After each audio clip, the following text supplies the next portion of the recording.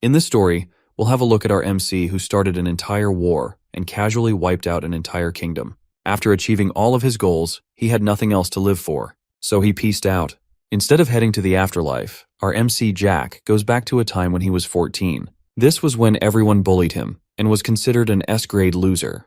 Now, with years of experience from his past life, he's determined to change the course of his past and get his revenge on those who wronged him. What things are going to be different in this second run of life? Let's find out as we have a look at the moment that started it all.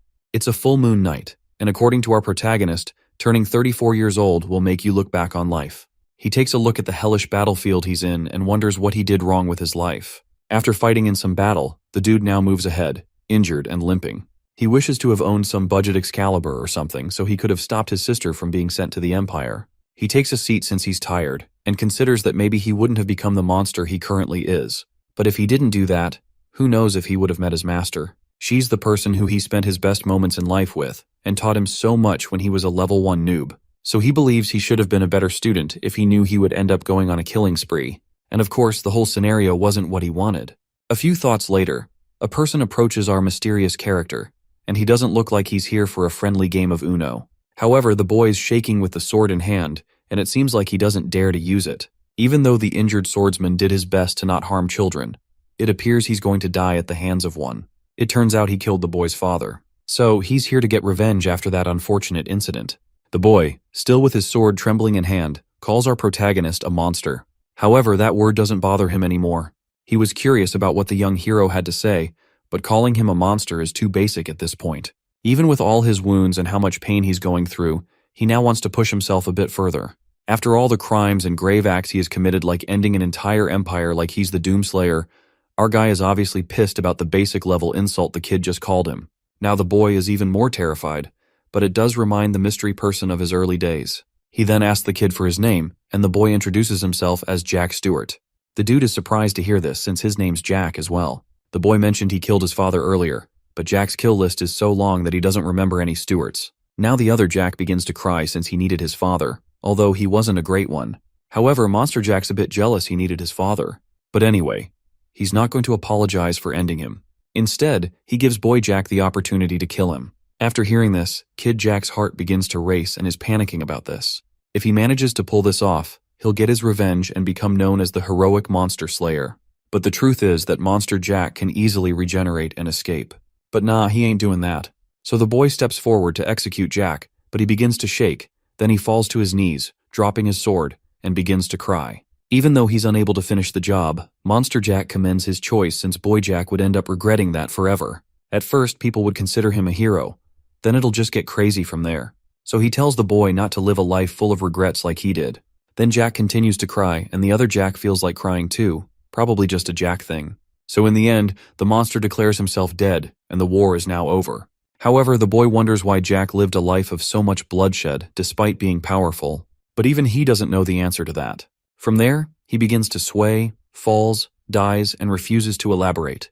At this point, Jack is beginning to lose all sensations. But at the last moment, a thought pops into his mind. He wonders if he could change the path of his life, if he could start over. And with that, he finally bites the dust. Now we've seen how Jack died, next is to look at who he was. In his past, he wasn't the most lucky protagonist. His father hated him because why not? And his mother died the moment he was born. So the only way he knew what she looked like was through a portrait. He had 2 siblings, making them 3 if we include Jack. His sister was the eldest one and was really pretty, while his older brother tormented him because, yes. It turns out our protagonist's full name is Jack Valentier, and he had enough of his family gotten from bad RNG. So he abandoned his name and became a mad swordsman who traveled the continent. However, in the current moment, he finds it hard to know if he's dreaming. He wonders if he's actually dead, or it's just one of those anime flashback moments. Well, either way, it's pretty insane to him. In his previous life, Bro casually started World War II, and he won it. However, he began his slow descent into madness, becoming a heartless ruler and a monster. He found revenge and made it his life goal, and this made him end an entire bloodline of the Thulkan Empire. From there, he continued his conquest and eventually achieved all his goals. So, which was why Jack accepted his death, since he had nothing else to live for. But moving on to the current moment, he discovers that he's been factory reset for some reason. He checks himself, finds that everything that happened is very real, and wonders what sorcery is this. His family, House Valentier, belonged to the Thessalan kingdom, and is a noble family that swore allegiance to the royal family. Out of 3 siblings, Jack was the youngest born of a marquess. He was allowed to live comfortably as long as he didn't get any big dreams like any other protagonist would and become the head of the family.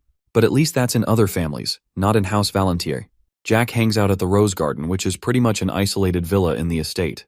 While it does have a pretty name and looks nice with all the flowers, it's also called the Villa of Exile, and it's basically solitary confinement for the youngest member of the family.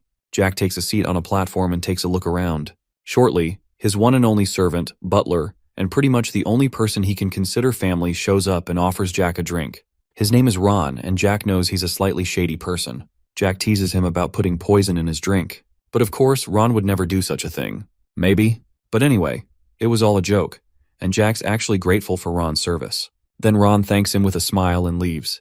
Other than Jack, there are 11 other people present at the Rose Garden. One of them is Ron, and the other 10 are the random NPC guards. However, Jack doesn't really care about what the guards do, but more importantly, he wonders what to do next. So he just chills. But he doesn't even know if what he's seeing is real, since the last time he checked, he wasn't a time traveler, and he doesn't have any plans. Currently, he's 14 years old, and he doesn't have a callus on his hand and doesn't have mana as well. With this fact, he already knows that he's a weakling compared to other children his age. Shortly, Jack has a visitor, but he doesn't notice him and continues with his thought.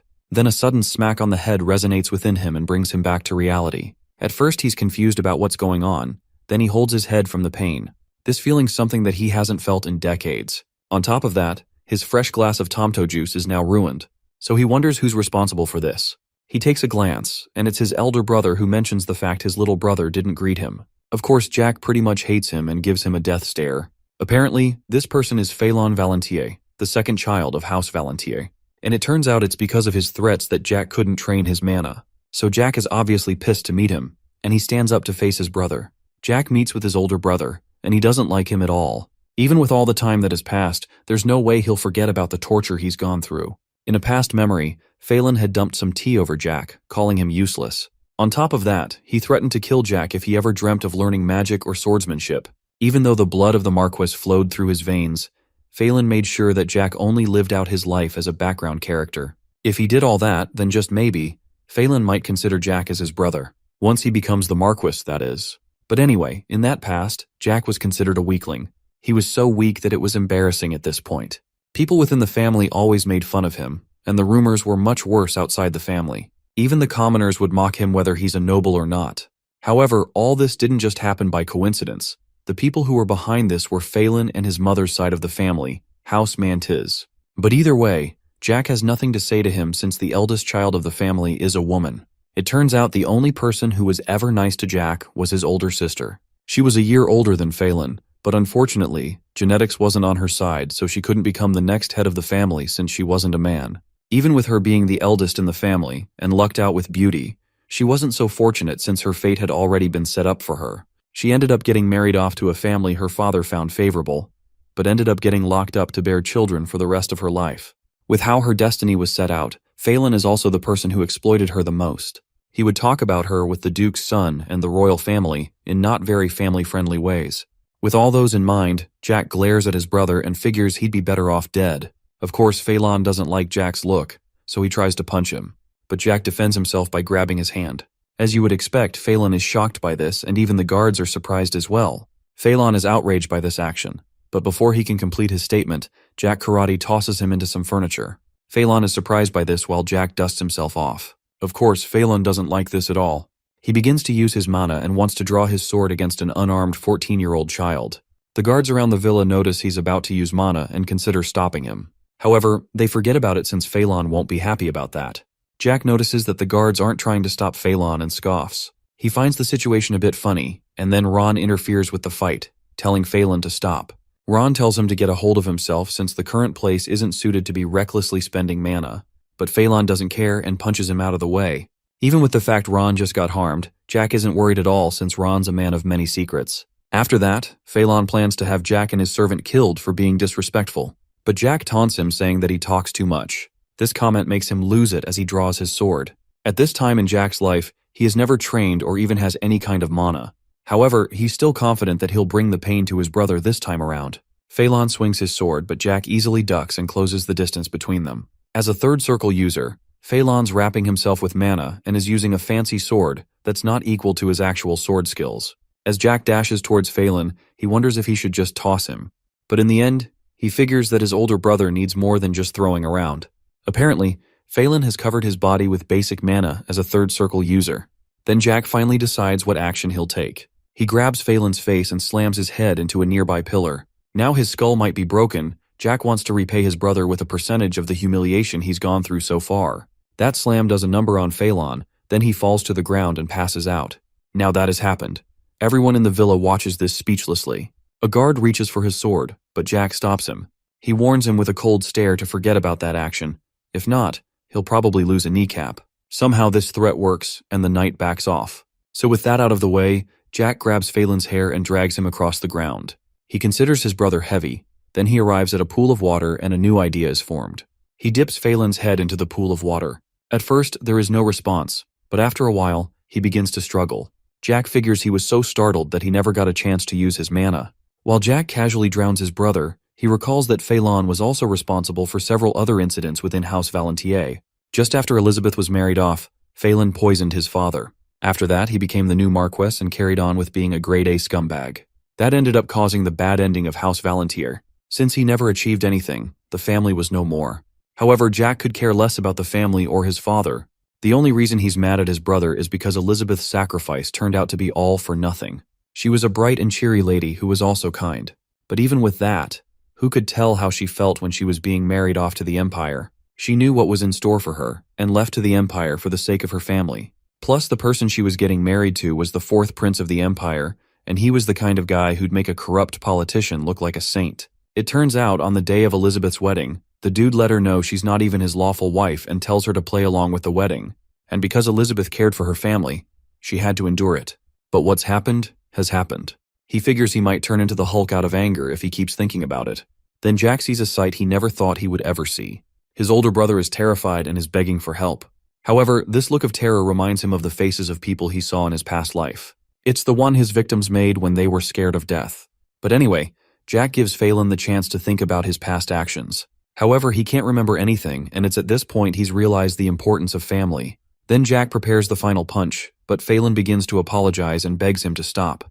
But it's someone else's pleas that actually stops Jack from starting his kill list early. It's from his servant Ron, who tells him not to do that. Jack listens to him, but he still doesn't want to let Phelan go just like that. So he smashes his head against the side of the pool and lets him go. He then orders a guard to take whatever's left of Phelan away from him. Luckily, he isn't dead yet. As the guard goes to check on him, Jack dusts his hands for a job well done. Then he bumps into Ron as he passes by. Of course, he doesn't say anything about this. As you would expect, the news about Jack's behavior spread throughout the family like a wildfire, and everyone is not pleased with this. After the incident, a couple of servants rush the unconscious Phelan to tend to his wounds. It turns out he's Jack's stepbrother, and he has the support of his mother's side of the family, House Mantis. On top of that, he is on his way to becoming the head of House Valentier. However, as soon as his mother takes a look at the beaten-up future successor, she passes out just like her son. Normally, Phelan was meant to become the next head of House Valentier. But after Jack bashed his face up, he became bedridden and is now scared of water. And of course, the family was very much upset about this. After this incident, many rumors started going round as well. Phelan was considered a talented individual who became a third circle at the age of 17. But somehow, he lost a battle against his weak younger brother who was never trained in anyway. So the question is, what kind of power is Jack hiding? And why did he decide to reveal it at the moment? The next year, Phelan will become 18 years old and will be appointed the successor when that happens. Of course, the rumors keep going on. Some even suggest that Jack was jealous of this position. But all that remains to be seen is how Marcus Valentier will react to the situation. Speaking of that, he orders for Jack to be brought to him. Then there's Jack, who's having some cake. A few servants burst into the room to give Ron the update, and he's surprised to hear what's up. He then informs Jack that Marquis Valentier has ordered for him in the main building immediately. So Jack gets up from his seat and begins to head out. Ron offers to escort him, but Jack insists on going there on his own. With that, Ron wishes his master the best as he heads on his way. As he makes his way through the building, people begin to gossip about Jack. With all the death stares being sent his way, it has been a while since he's ever gotten this much attention. However, Jack doesn't care what a few randos think, and just wants to end the situation as soon as possible. He reaches out to open the door to Marcus Valentier's quarters, but the guards in front of the room stop him. Not a word is heard from any of them, and it almost seems like they're trying to mock Jack too. At this point, the whole thing seems ridiculous, so Jack tries to get their attention, but he receives the silent treatment.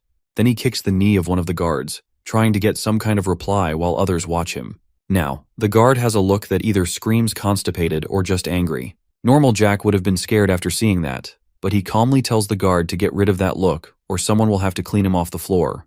The guard finally responds to Jack's threat, asking for what he said, but Jack kicks him again.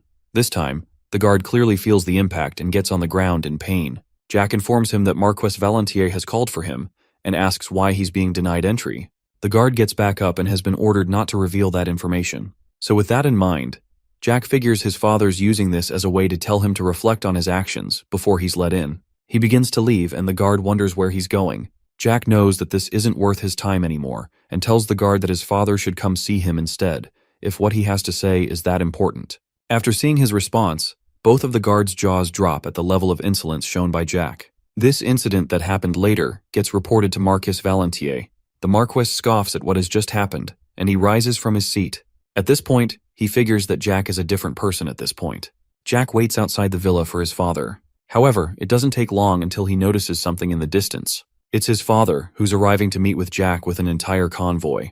With a face like his, one would definitely think he's the stubborn type, and he's just as Jack remembered him. The Marquess finally stops, and Jack on the other hand figures things would have been much better without his father. He's such a greedy man who couldn't make his ambitions come true. At one point, he tried to kill Jack in his previous life for running away from home, and he even threw his own son to a bunch of thugs, just to gain more power. Of course, with all he has done, there's no way Jack would consider someone like him as his father. But anyway, the Marquess asks why he did what he did, but Jack exchanges a cold stare and asks what he's talking about. This show of attitude from Jack causes Phelan's mother to freak out in a loud and annoying manner. With how far Marquess Valentier has come, Jack asks if he would like to head inside or discuss things with him outside. Jack then tosses a plate to the side, and once it shatters, the Marquess begins to flare up with mana. Jack learns that he's secretly checking if he has a mana heart. But unluckily for him, he doesn't have anything. Marquess Valentier then asks if he's been working out recently, and wonders why he hid it until the current moment. Of course, no one will believe Jack if he says he's from the future, so he takes a sip of his drink and pretty much says he just wanted to. Again, Phelan's mom is angry at his smug response but calms down after the Marquess raises his hand. He on the other hand figures that Jack is useful after all, but this comment annoys him instead. With how his father put it, he wonders if he won't be considered his son if he's useless. This makes Marquess Valentier ask if Jack would like to be recognized as his son, but the ship for wanting fatherly love has sailed a long time ago. Everyone is shocked that Jack would turn down his father's offer, but still, the Marquess begins to leave without any further explanation. Jack is surprised that his father is leaving just like that and wonders why he even bothered coming. As the convoy heads out, Jack calls out to Phelan's mother, activates troll mode, and points out the fact she's gained more wrinkles. He figures it might be because of Phelan and wants to suggest a beauty regimen to her. As you would expect, she's outraged by this taunt, but seeing this look on her face gives Jack pure joy. So with that, he bids his wonderful family farewell and says he's sorry about the Phelan incident. Later on, Ron informs Jack he's been placed in solitary confinement for 20 days. From there, he scolds Jack and wonders what on earth must have gone down in the main building. However, Jack tells him to relax and is also annoyed about how loud he is. When Jack used to get beaten up by Phelan, no one would say anything. But when Jack does it, he's now a criminal. Speaking of solitary confinement, Jack wonders what kind of punishment he'll be facing. While he scribbles up a masterpiece, he also figures the Rose Garden is a place of solitude on its own. But still, he's going to be confined even more than this. The academy Jack attends will resume in less than a month, and now he's getting this. The mention of this academy reminds Jack that he'll have to go to school again. Since he's 14, he'll have to attend the Royal Academy. It's a place where all the noble children of the Thessalon Kingdom go to learn, just like any regular school. It takes 4 years to graduate, and since Jack was newly admitted, he's currently in his first year. He's completed his first semester and is currently on summer vacation. What's more important is that his master from his previous life has close ties with the academy, and he's determined to reunite with her no matter what. While he becomes the next Picasso, Jack figures he must go to the academy and doesn't have any time to waste with the Marquess. Jack wonders how he managed to survive such mistreatment. Then he figures that there are 27 vacation days left. Since his confinement is 20 days and it takes 6 to get to the academy, he figures that his father wants him to head straight to school after punishment. However, it's still hard for him to understand how he returned to the past. After Jack finishes up his artwork, he asks his servant where he's to be confined. At first, Ron is hesitant to say, but after a bit of persuasion, he reveals that he'll be confined where the criminals of the domain are locked up. So in other words, prison. Jack gets gloomy after he hears this and is outraged by his father's decision. Normally, vacation for the noble children who attend the academy is more like an extension of school. For instance, before Phelan's skull was split open, he always attended social parties during the vacation to make connections with other nobles and also meet his vassals. Then there's Jack in prison, who never had opportunities like that. Plus, he had no interest in the Marquess title. With how his life went, it was almost like House Valentier never accepted him as a part of the family. It turns out Jack had left for prison way before the knights came for him. While he was being handcuffed, Ron cried as he was taken off to his cell. But Jack decided to hurry away before Ron would find another way to make him more embarrassed. Now back to the present moment. Jack is in his cell, and it's not as bad as he thought. It has all the basic stuff: a bed, a toilet, and 3 meals a day. But there's a catch, since this is a prison.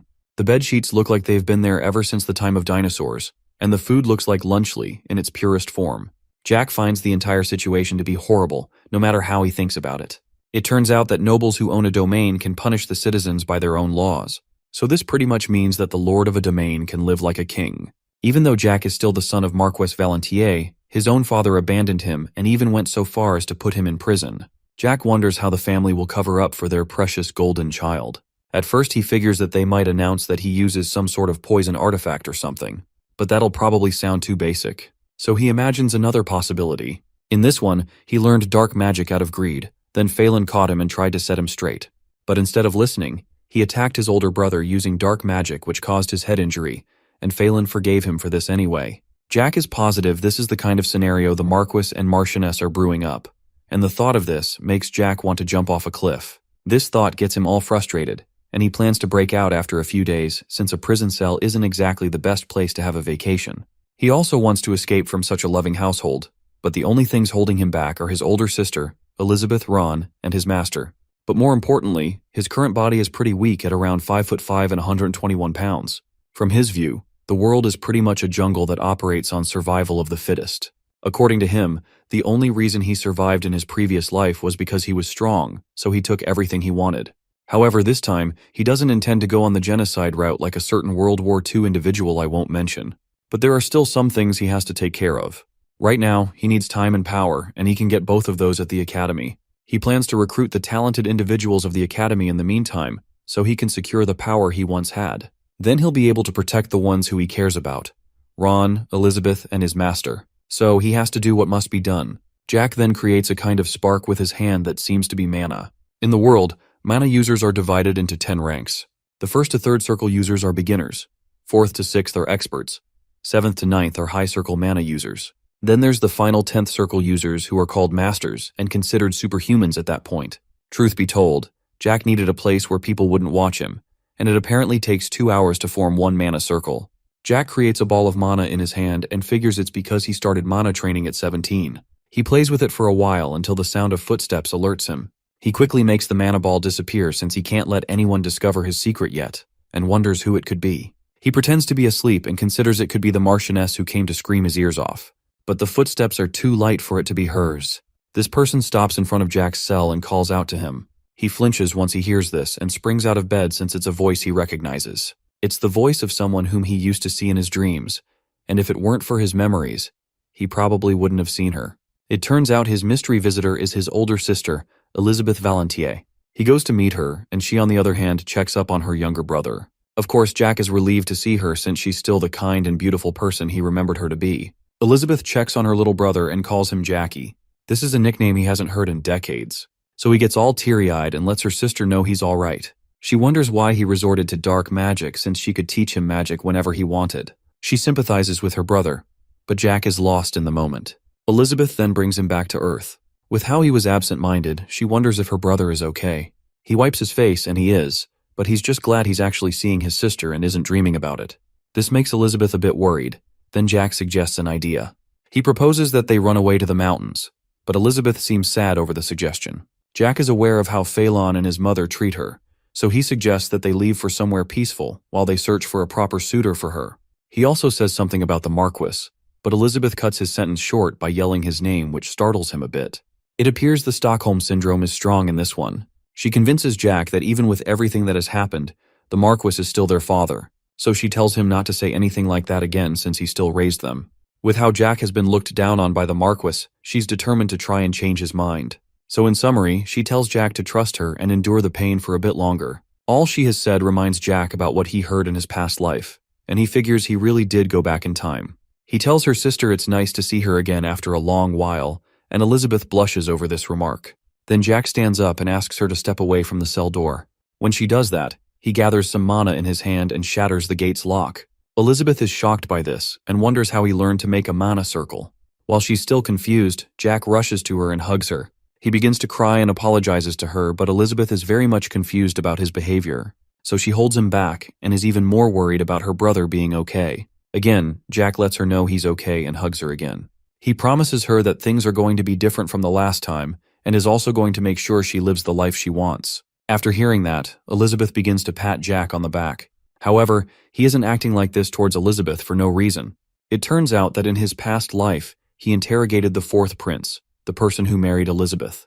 After finding out the prince did some actions to her that probably could make Jack the Ripper sound like a lullaby, this began his slow descent into madness. He's the only person who knows what horrible things that will happen to her. Of course, there was no way Jack could forgive him after what he did. So this explains why he wiped out the entire Thulkan imperial family, starting with the prince. It's now backstory time. In Jack's past life, he ran away from home at 17, and 10 years later, the Theslan kingdom and House Valantier were destroyed. The Thulkan Empire took over all of the western continent. However, there were still a few survivors of House Valantier. Elizabeth was shocked to learn her family was imprisoned, so she got on her knees and begged the fourth prince to spare them. Unfortunately, she wasn't the prince's lawful wife, so he shoved her away and ignored her request. However, Elizabeth never gave up. She even begged under the rain for 4 whole days, and in the end, the emperor and fourth prince took pity on her and agreed to her request. At least that was the happy version that was told throughout the continent. Jack had discovered the real truth. Later on, Elizabeth went to thank the prince for this kind action, but it turns out it wasn't so kind after all. Even though he spared her family, he lets her know he can easily destroy them and uses this to blackmail her into doing whatever he wants. From there, let's just say she belonged to the streets. Not only was she the fourth prince's plaything, but to the emperor and third prince as well. As a result, the actual lawful wives had to do something about it. After a while, the fourth prince abandoned Elizabeth, and then the lawful wives locked her up in a villa, leaving her to her own demise. Around this time, House Valantier had fallen, and by the time Jack heard this story, he was already a powerful person. So he went full-on Itachi mode on the Thulkan Empire and eliminated anything and everything related to them. He didn't just stop there, he also destroyed all the families that were related to the Thulkan imperial family in any way, shape, or form. And the Thulkan Empire was completely wiped from history. However, now that he looks back at that story, it sounds too horrible for a future. As Elizabeth tells her younger brother to look after his health, Jack is determined to change the course of things from his previous life. Later on, Elizabeth heads back and she knows that Jack is a different person. Now, he's not the boy who used to run away and hide, and she figures it's probably better like this. But anyway, she finds it hard to believe that Jack used dark magic. She's a sixth circle mage, and she couldn't sense any traces of it on him. Plus, she's sure her father, who's a seventh circle mage, would have known. So she figures that the whole story must have been the Marchioness's doing. Anyway, she goes to meet with her father and asks for Jack to be released from his cell. She's convinced Jack never learned dark magic, and is sure her sweet little brother would never learn such an evil thing from myths and legends. However, she believes her father would find it troublesome to tell the world the truth. After a brief silence, she informs the Marquis that Jack has no interest in becoming the successor, but he just tells her to go on. She pauses and then figures that's a warning from her father. After hearing her guess, Marquess Valantier confirms she's correct. As the bright child she is, she realized her fate and could tell she's just a tool used to boost the family's reputation. And what she just experienced was a warning that something will happen to Jack if she deviated from her set path. Since Jack doesn't fit in with the family, the Marquis has a plan for when Jack comes of age. He plans to hide his identity and send him off to live a normal life somewhere else, then break the news to everyone that he died. Elizabeth is shocked when she learns this, and until then, she has to play her role. However, the one thing that's strange to the Marquess is the fact Jack took down Phelan without a circle. Elizabeth is shocked to hear this, and then wonders what she saw when Jack broke the prison lock. But anyway, all that has already happened, and Marquess Valantier agrees to let him out of jail. With that, Elizabeth bows and thanks her father, then she leaves. When she shuts the door to the room, she recalls what Jack said about running away. She then begins to cry since she believes it's impossible to run away from a fate that has been decided for her. It's a brand new day, and life is going as usual for Jack, who's in prison. He believes to have dreamed of his past life and figures it's probably because he's not used to jail.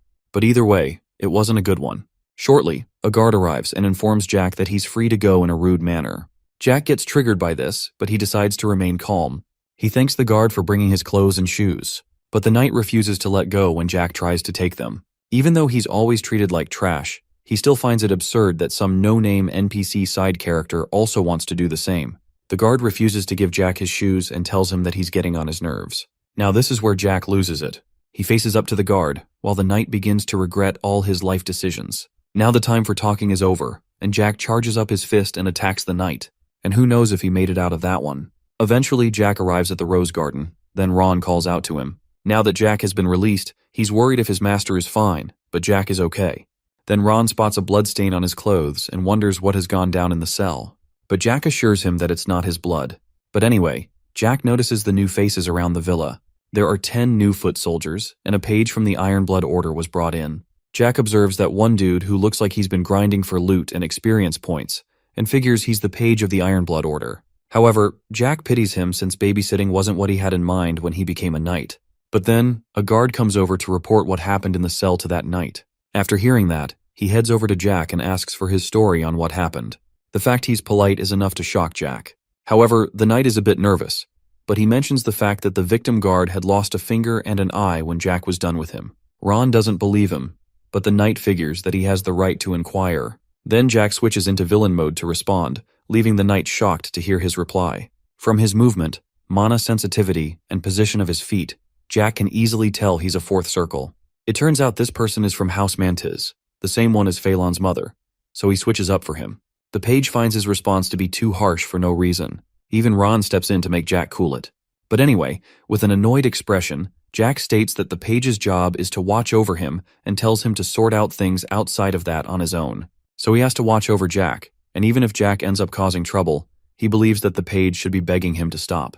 And with that, the knight apologizes.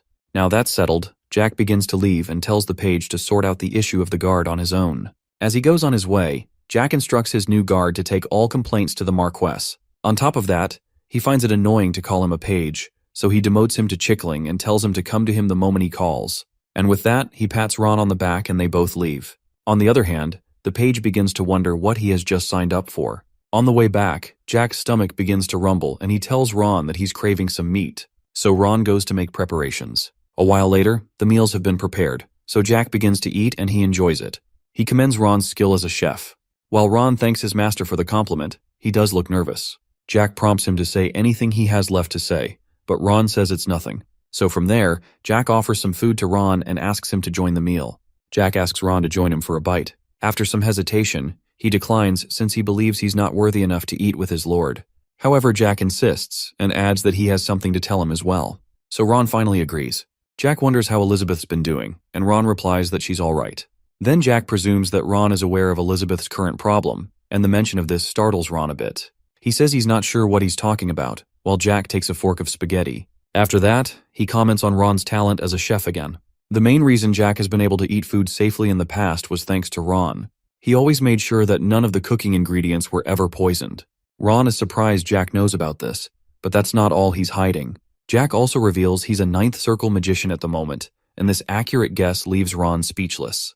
He's also been around ever since Jack's mother has been alive. Even though Jack has never seen his mother, he's sure she was a nice person after hearing how his older sister takes after her. And not only that, Ron has also been protecting her from the shadows. The fact a ninth circle magician is a servant sounds ridiculous, but it's actually true. When Jack ran away from home in his past life, Ron escorted him, and they had to escape from pursuers the Marquess had hired to kill Jack. It turns out the people chasing them were a part of the Iron Blood Order, the same one as Mr.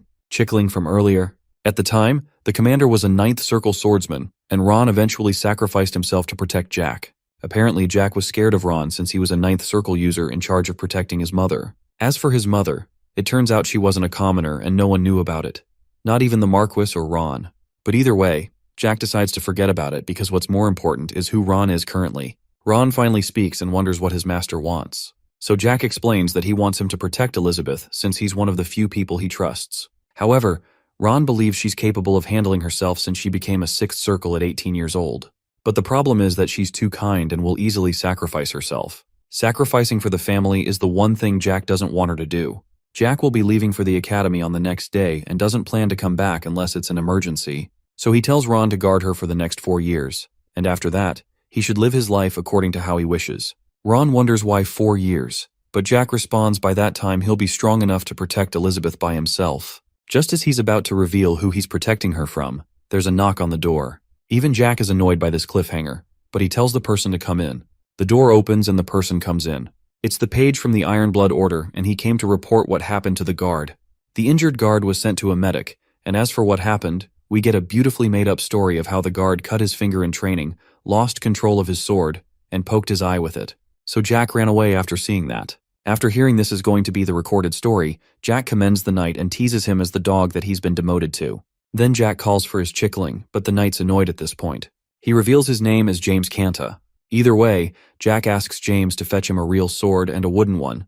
However, James refuses to comply with this errand. Jack figures that the knight before him has quite the ego, and grants him a once-in-a-lifetime opportunity. Since he can tell James doesn't like him, Jack grants him the chance to beat him up, and Ron is shocked by this. Then Jack shows James his hand and gives him the chance to guess how many times he's grabbed a sword. With this conversation, James believes that Jack wants him to be his swordsmanship instructor. However, Jack laughs at his theory and asks him to bring the swords. Now that a fight has been arranged, Ron wonders if Jack will be all right. He reminds Jack that James is at the fourth circle and wonders if he'll be able to fight him. Then Jack decides to make a bet with Ron to see if he can beat James, while James searches for a sword. Ron thinks about this for a while. Then he suggests making a bet on the number of times Jack will get hit. Jack agrees with his idea and asks how much Ron will be betting. However, Ron gives a reminder that James is on a much different level. You wouldn't blame him for saying that since it's difficult to trust a 14-year-old who hasn't trained in any way. Anyway, Jack sets the difficulty on extreme and says that Ron will win if he gets hit once. Then he adds that the loser has to grant the winner's wish. However, Ron doesn't seem to buy this idea. Since he's a servant, he informs Jack that he should let him know if there's something he wants him to do. Jack tells him that he's one of the 2 people he trusts in the household. Additionally, he only makes requests to those he trusts. So with that said, Ron has no choice but to agree with the bet. Shortly, James returns and he kneels before Jack. He apologizes for the issue that happened between them earlier, offers to spar with Jack, and asks him to reconsider what he said earlier. It turns out there are several people who disrespect Jack. However, indirect mockery and direct contact are 2 different stories. It appears James is scared of what's going to happen, which is why he's talking like that. So, Jack suggests that they go to a private training room, and suggests that James is scared, which gets him triggered. He denies being afraid, so Jack asks if James will be the winner of the duel. But he remains quiet, confirming Jack's thoughts from earlier. Then Jack asks Ron for a place where they can spar in private, and he knows of a place like that. He leads them to a training facility in the manor's basement, and Jack is surprised a place like that existed. He wonders if Ron trains at the place, but it was actually Jack's mother, Lady Noah, who ordered the place to be built for her children, and Jack never knew of it since exercising wasn't his thing. Jack looks around and finds that the place is spotless, even with how he never visited it. So with a smile, he figures Ron is behind this fact, and thanks him for his service. Unfortunately, the smile disappears when it comes to James, and Jack orders for a wooden sword in a pretty harsh manner. Now with a sword in hand, James points out that Jack seems used to holding a sword. But with the amount of people he slayed in his past life, of course he would be used to it. So he thanks his opponent for the compliment and charges at him. Jack swings his sword, but James blocks the attack easily. He believes Jack is a novice and plans to suppress him with a few tricks. But while he's still planning his moves, Jack has already won the battle by pointing his blade at James's jaw. Of course, everyone is surprised by this swift action. At this point, James is lucky this wasn't an encounter in Jack's past life. However, what's confusing to him is how Jack, a person who should be wielding a sword for the first time, found an opening to win. Ron is confused about what just happened. He is sure that James blocked Jack's attack easily. What he expected to happen is that James would push Jack's sword lightly, which would be too much force for Jack to handle, and the fight would be over. However, Jack's moves are accurate and perfect, and he's convinced that James could have been killed if they were using real swords. Ron wonders what happened to Jack since he's never even held a sword before. He figures that his young master might just be a genius, but even a genius can't be so efficient with a sword on the first try. On the other hand, Jack wonders how old Chicken Man is, and it turns out he's 23. In addition, James started mana training at 18, which means it took him 5 years to become a fourth circle. With that fact, Jack figures he's pretty talented even with how late he started training. Jack analyzes that he has enough potential to become an 8 circle, and a commander on top of that. Then Jack drops his wooden sword and has now switched from survival to hardcore mode. He picks up a real sword and thinks about how James, despite his talent, was assigned to babysitting. When Jack picks up the sword, James warns him that he'll get hurt, but Jack laughs at this. He has now gone villain mode and points out the fact James seems to think the earlier victory was by luck. James goes on full guard and seems to be a bit annoyed. Then Jack taunts him, which makes James angry. He loses it and charges in for an attack. Jack sees how easy it is to get him riled up, which is why he'll always be a page. The two of them clash swords, but Jack disarms James, making him the winner once again. James is shocked by this and wonders how he made that move. Jack explains that he simply changed directions when their swords clashed, which is called an advanced technique. At this point, who's even the instructor here? Of course, James is furious, so he goes to get a real sword as well. While he does that, Jack reminds Ron of the bet they made, and his wish is the same as earlier, to protect Elizabeth. So with that, Ron agrees with it. James believes that the next battle will be different, but Jack calls cap. The only different thing is that the two of them can use mana now. With that, Jack leaps into the air to attack. James blocks the attack, but he isn't strong enough. So the sword leaves his hand again, and the force drives him to the ground.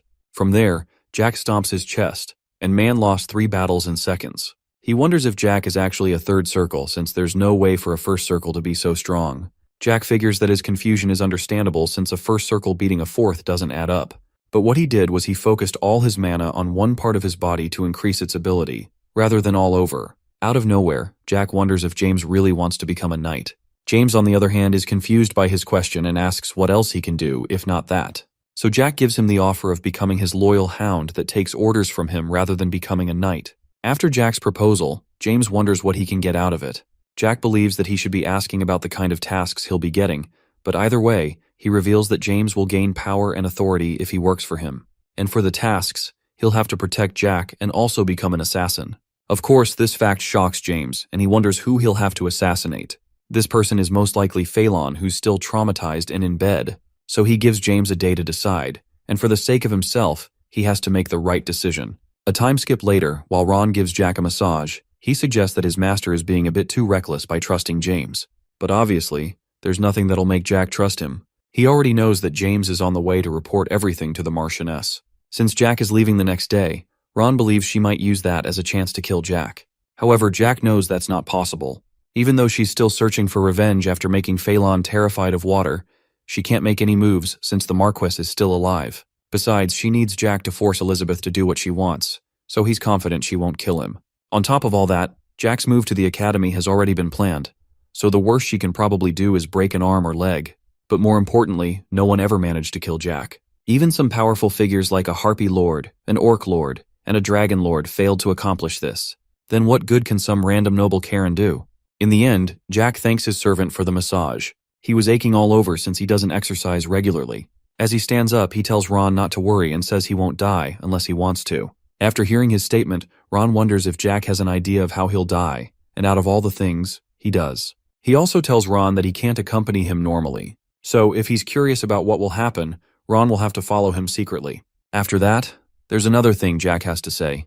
He informs Ron that he'll be creating his 2nd circle, so Jack instructs him not to let anyone into his room. Ron is surprised after hearing this because it's apparently a difficult task, but Jack wonders what the fuss is all about since it's child's play for him. So with that, Ron agrees with his request. Meanwhile, James is still pretty salty after losing to a 1st circle. He believes Jack is a 3rd circle, and is a gifted child on top of that. However, one thing he found absurd was Jack's offer to become his hound. Jack neither has the support of other families nor loyal vassals, and is pretty much a nobody. He pauses for a while, and he begins to have Vietnam War flashbacks of Jack. Then he decides to break the news to the Marchioness concerning that conversation and Jack's combat talent. Now he sees this as a way to get a secure ride to the top. While Jack may be a genius, James knows that he won't be able to overthrow his family unless the plot armor works for him. In a different location, the Marchioness and Elizabeth have a chat, obviously not a friendly one. She considers Elizabeth to be subhuman as long as the fact her mother was a commoner stands. Other than Elizabeth's looks, the Marchioness holds her to zero regard. After that, the Marchioness offers her a drink, and Elizabeth doesn't seem to be in a position to decline. Elizabeth rejects the offer because she doesn't believe she can drink before the Marchioness. So with that, the Marchioness downs her glass of wine. She then reveals that the first son of House Marion and the second son of House Assemble both seem interested in Elizabeth. However, the Marchioness doesn't find them good enough, so she'll still search for other candidates. She asks if Elizabeth has anyone in mind, and she says no. It's a good thing she did, because that would have been the end of that character. Now the next topic is Jack, who appears to be causing trouble. It turns out the news of him trying to recruit James got to the Marchioness, but little did Jack know that he's already sold out to Phelan. She finds this funny and begins to laugh in a loud manner. However, Elizabeth believes it's because of her father and stepmother that he made such a move, but she can't say that. If she does, her stepmom might end up doing things to harm Jack. Anyway, the Marchioness is about to leave and will keep searching for suitors for Elizabeth. But before she goes, she heads over to Elizabeth, who is terrified at this point. Then she makes it clear that if she falls in love with anyone, there will be trouble. So the poor girl has no other choice but to comply. With that said, Elizabeth now has to go for supper with the family. In the dining hall, the table has been set with food, so the family have their meal in a silent and gloomy environment. However, the doors burst open, shaking up the mood a bit.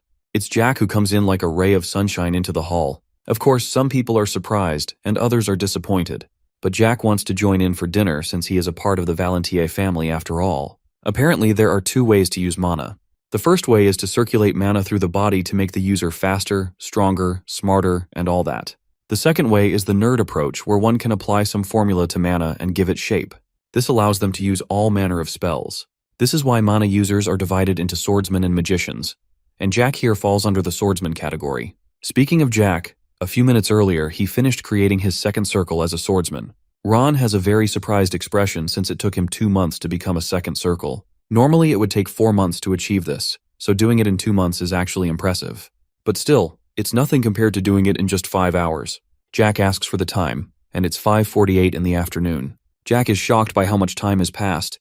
Then his stomach begins to growl, just in time since it's time for dinner. Rather than having his usual steak, he wants to try something different.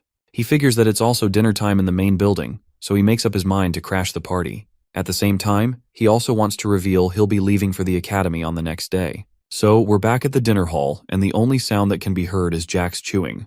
He's currently having the time of his life seeing how they feast in the main building. He also finds the food nice, but not as good as Ron's. After this comment, the Marchioness is seething with rage while Phelan gets some bad memories. Just like that, Jack is full. However, the Marquis figures that he must have paid a visit because he has something to say. And this is exactly why he came. Because who would want to have dinner in such a gloomy place? At this point, the Marquis figures that Jack has lost his mind, but his serious face is making things more gloomier. As the tension between Jack and his father rises, Elizabeth, who is nervous to death, wishes to talk with her brother outside. However, that won't be necessary because the Marquis still wants to hear him out.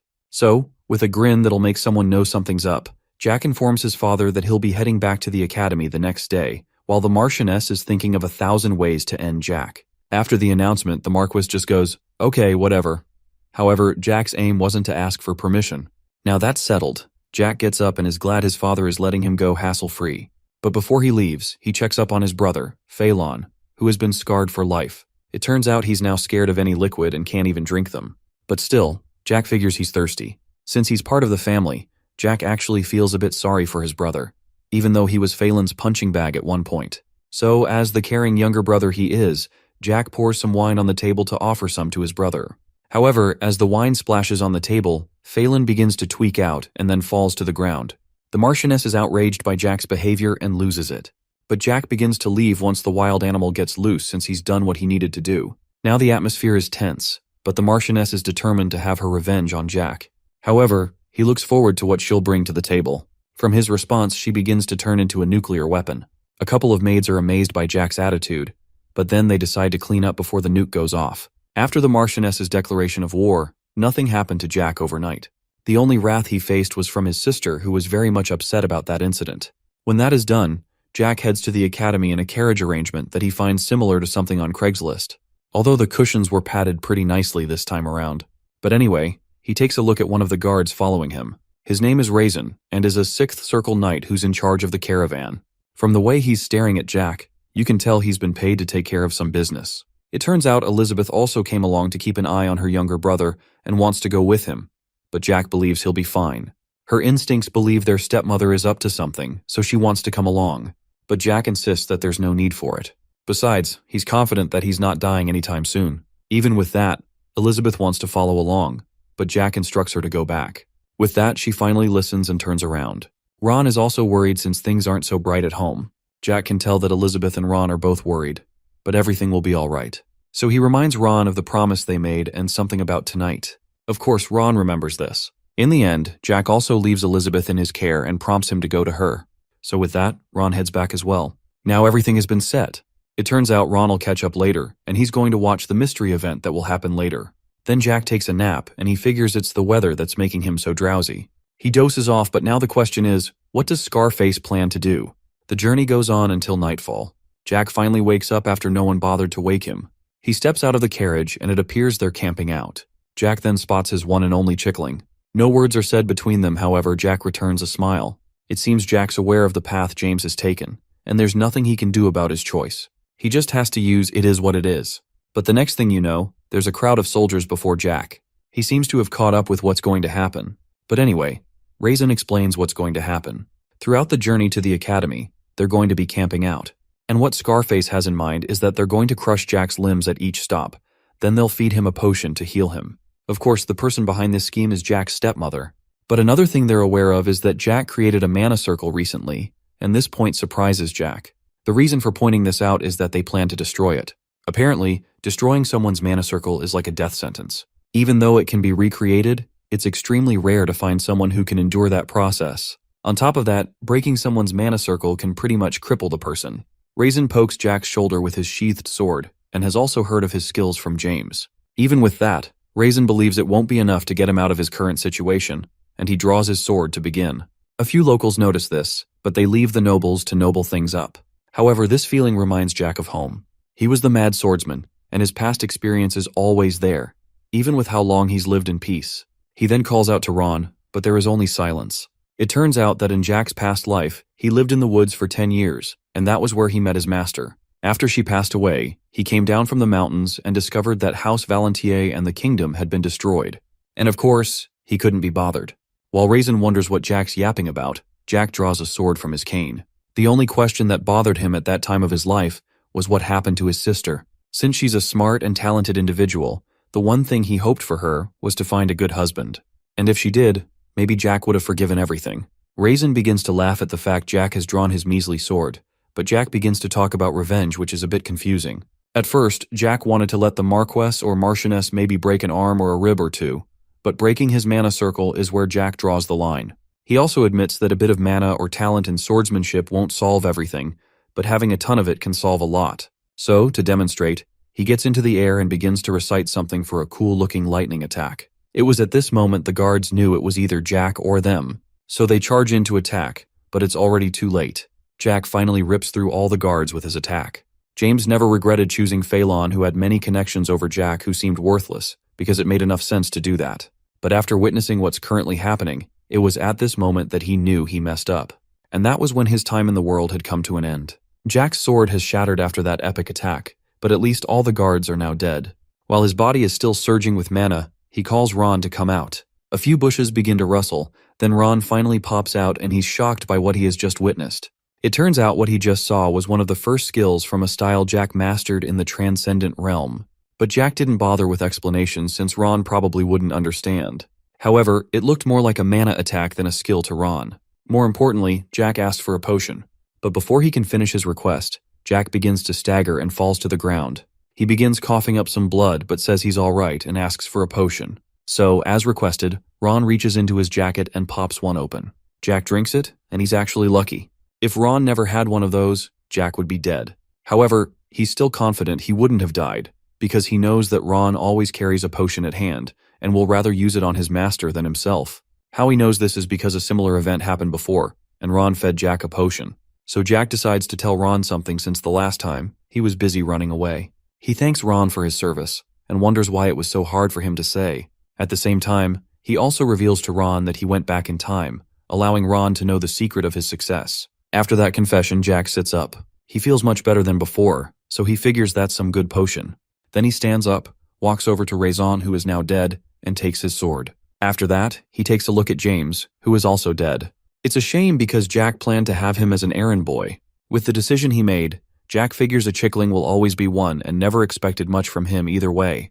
But on to the next point. For some reason, Ron wasn't surprised after hearing his master traveled back in time, and Jack wonders if he has any questions like, for instance, what will happen to Elizabeth or the Valentier family. Ron already had an idea that bad things would happen to them, but he never expected they would be wiped out, and he can tell it won't be pretty from Jack's reaction. Jack is also willing to share the details, but the last thing Ron wants to know is dark details about the future. Then he grabs Ron's interest about what would happen to him in the future. He believes he survived and doubts he would die in a violent death. But Jack is the bearer of bad news and tells him that's exactly what he will do in the future. And of course, he's depressed to hear that. So after the discussion, Jack decides to head to the carriage and get some sleep. Meanwhile, Ron investigates the dead guards, starting with shutting the eyes and mouth of one surprised guard's face. He then discovers that all the 25 corpses had their chests pierced, but they weren't stabbed by a sword. So he can't help but wonder how Jack pulled this off. But more importantly, Ron is worried about the kind of future Jack experienced, and if he'll be alright. A while later, Ron goes to wake Jack up. He springs up, and Ron still wonders if he's alright. Even though Jack took the potion, everything is not okay. After hearing that, Ron reveals that he gathered 5 high-quality potions, 63 gold, and 40 shillings from the knights. It's not a surprise they'd have good loot like that since they were supported by House Mantes. However, Jack figures that drinking the health potions won't make him feel any better. Instead, he hands 3 potions to Ron as a repayment for earlier. Ron accepts them and his investment has just paid off. After that, Jack steps out of the carriage. As for what will happen to the corpses, Jack plans to leave them and whatever happens will happen. Ron figures that Jack will become a suspect since he's the only one missing. And as for who will suspect, it's the Marquis. But Jack could care less even if he did since his father can't threaten him, and he places the loot in his luggage. Ron believes the Marquis might summon Jack, but Jack says bet. This time, Ron refuses to make another gamble since he might lose again. However, he kneels before Jack and is confident he has a plan. Speaking of plans, no one currently knows where Ron is since he cast an illusion in the main building. This illusion is a deception spell ninth circles can use to create a copy of themselves. And currently, the only people who can recognize it are currently busy in the forest of monsters. But still, he has to be careful. Jack figures that once Ron is found out, the Marquis may interrogate him about what happened on the journey. So the plan is to tell him that everything that happened was Jack's idea. If the Marquis then tries to kill him, Jack gives Ron a message. That message says if either Elizabeth or Ron dies, that will be the end of House Valentier.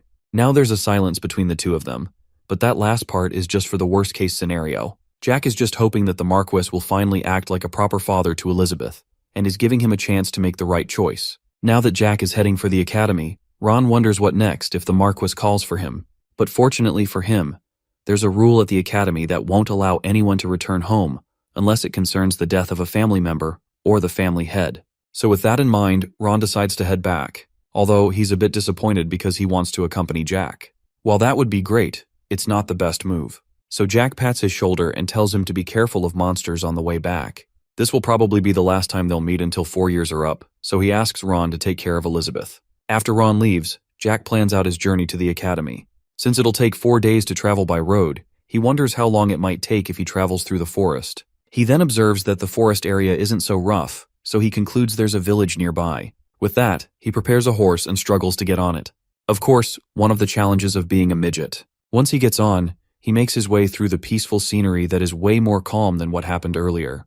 Plus, he doesn't want to head straight to the academy. What's currently on his mind is searching for his master, Valentine Milrose. It turns out she was the one who made him the person he currently is and gave him the strength to get revenge.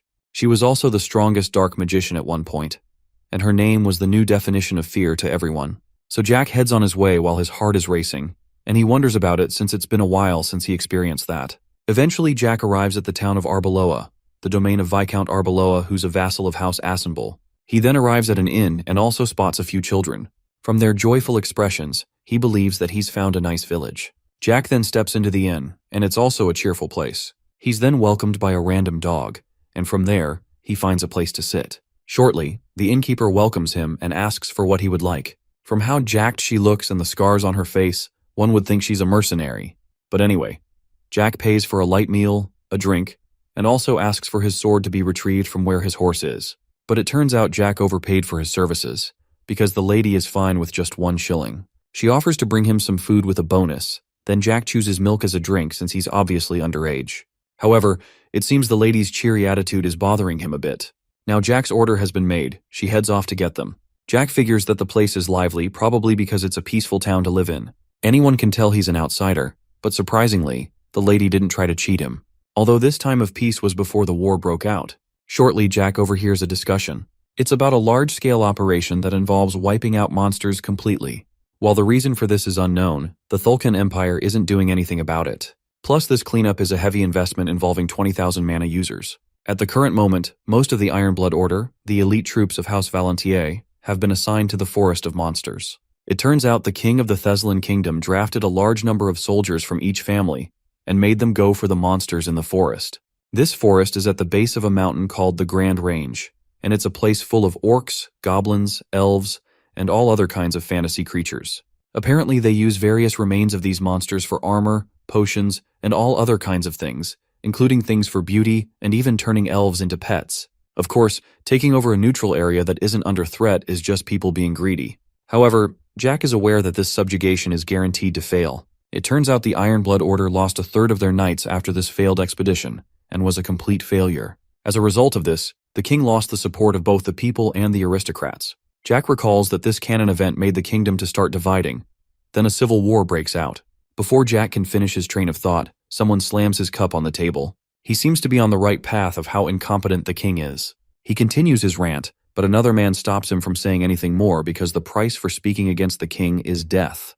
It appears our random guy had rank a bit too much, which led to his outburst. Jack commends the dude's courage for speaking against the king, since that's a one-way ticket to losing your head. Then a conversation piques his interest. It's about the youngest son of the Marquis, aka himself. The rumors of him using dark magic has also spread to this village as well, along with him being sent to jail. While Jack listens to this, they continue to laugh at and insult him. Then the innkeeper comes over with Jack's meal, wondering what he thinks is funny. He's confused by what she's talking about, then finds out he was smiling without knowing. The lady then takes a seat since she doesn't have much to do. Jack reveals what he overheard about the last son of the Marquis being an idiot, and he was just listening to it. Normally, most people draw conclusions based on rumors of things they haven't seen for themselves. But as for Our Lady, she prefers to see things firsthand. However, Jack informs her that those rumors can be true sometimes. After that, Jack takes a slice of pie. He tries it and thinks it's good, but not up to Ron level of good. However, based on the lady's opinion, seeing how handsome the youngest son of the Marquis is compared to the rumors, she doesn't believe these ones about Jack. After hearing that, Jack realizes something. From the lady's scars, muscular build, and regular customers who are mercenaries, he figures that she's the branch manager of an adventurer's guild. She's shocked after hearing this, but it seems Jack is right. He didn't just make a lucky guess. Apparently, each village has its mercenaries who are looking for work. They undertake a variety of jobs ranging from fighting monsters all the way to finding lost cats. And most times they set up their guild close to an inn. So with that, Jack is curious why an adventurer's guild branch manager is running an inn. But this is the lady's full-time job. Since work is hard to find, she has to hustle one way or another. The inn is actually a lodging facility that is run by the Adventurers Guild. So Jack commends the lady for thinking of this. In House Volantier, Jack is known as that one useless child. But here, he's just another topic for the mercenaries to gossip about. So he wonders how a guild branch manager of all people could notice him in a remote area. Then it hits him. He recalls the time when he just found the village. When he arrived, the guard stopped him to do the usual security checks, but he showed the crest of his family, which is his get-out-of-jail-free card. The guard gets shocked after seeing this and begs for forgiveness for not recognizing Jack. Then they granted him a smooth entry. Jack realizes that the guards must have told the guild manager about him. While that's regarded as dangerous, she was kind to him. Not only that, she also heard all those rumors about him, but she still treated him like a normal human being, unlike his brother or the knights at home. After the lady thanks him, she puts out her hand for a handshake and introduces herself as Jane Arbeloa. Jack shakes her hand, but after hearing her name and the name of the domain, he figures she's from a noble family. It turns out she's the third child of the family, and her oldest brother is the lord of the domain. Normally, working with mercenaries is a job for commoners, but Jack is fascinated that a noble is doing it. Nobles usually have their daughters marry someone at a young age, but that wasn't Jane's case. She enjoyed her current job, plus no one in her family wanted her to be sold off. Jack is fascinated after hearing that, however. He wishes his own family was like Jane's. After that, Jane calls her dog, Arnold, and after he leaps at her, she wonders what the son of a Marquis is doing alone at Arbeloa. Jack doesn't believe he needs guards, and this response shocks Jane. After hearing that, she figures that he's nothing like the rumors she heard. But anyway, since Jack has a long journey to make, he wants to hire protection. As for how many people he'll hire, he needs 5 people and they'll have to be experienced with camping out and cooking. Then for the payment, Jack plans to pay 2 gold per person in advance, and an extra 3 for each person when they arrive at the destination. After hearing that, Jane's face lights up like it's Christmas. Jack figures it would take 30 shillings per person to guard a merchant. As for how the currency works, 100 pennies equal 1 shilling, and 100 shillings equal 1 gold. With this fact, the Adventurers Guild has just made serious bank right now. However, Jack still has to pay for food and equipment, so he wants to keep the total bill of that within 3 gold and asks for a carriage and horses as well. Seeing that she's just hit a cash cow, Jane hands Jack his room key while she goes to handpick the finest warriors the guild has. After that, Jack figures she's probably the reason why the whole village is so safe. Jack finally arrives at his room, and the first thing he does is to lie on his bed since he's exhausted. He plans to take a shower first, but he's already fallen asleep. Later on, Jack has a dream. In it, he's in some kind of cave. He's with his master who pities him and asks Jack if he wants to remain powerless. And obviously, Jack is fed up with being weak. He wants to change this about himself. So with that response, Valentine puts her hands around Jack and finally decided to become Jack's master. After that, Jack suddenly wakes up with tears running down his face. It's a new day at Arbeloa and Jane bursts into Jack's room full of sunshine. Then there's Arnold the dog who leaps at him and begins to lick his face. After that wake-up call, Jack prepares for his journey. He heads downstairs and Jane can tell he had a bit of a tough time sleeping. But anyway, she has prepared a high-quality carriage and gathered the top-level soldiers to accompany him. But out of these people, Jack notices a few of them who were making fun of him the previous day, and they are beginning to regret their actions. One of the mercenaries introduces himself. His name is John Doe and is the leader of the Fire Ant mercenaries. Jack hears this and wonders what kind of a person would have such a basic placeholder name. There's no way he believes that's the dude's real name, but he shakes him either way. They'll be heading towards Mount Boulder, and since there's hardly anything there apart from a few villages, the prediction is that they'll be camping around 2 times. John explains that a couple of the soldiers were cooks and they are experienced with camping. But Jack is bored of the details and figures he won't have to do anything. With that plan, he hands John his suitcase and they head on their way. Before Jack leaves through the door, he tells Jane that John seems like an interesting guy for someone who's using a default name. While Jack's body may have changed, his senses and eyes are still the same. A 9th circle like Ron is pretty rare, and it makes sense for him to hide his identity and power. But then there's John who's an 8th circle soldier, and he's holding back for some reason. Then again, Jack did ask for a veteran, so he can't complain. Anyway, Jack believes he'll meet Jane again, and she on the other hand wants to have some beer the next time they meet. That might be possible as long as she's the one taking the bill. So with that, Jack finally leaves the inn.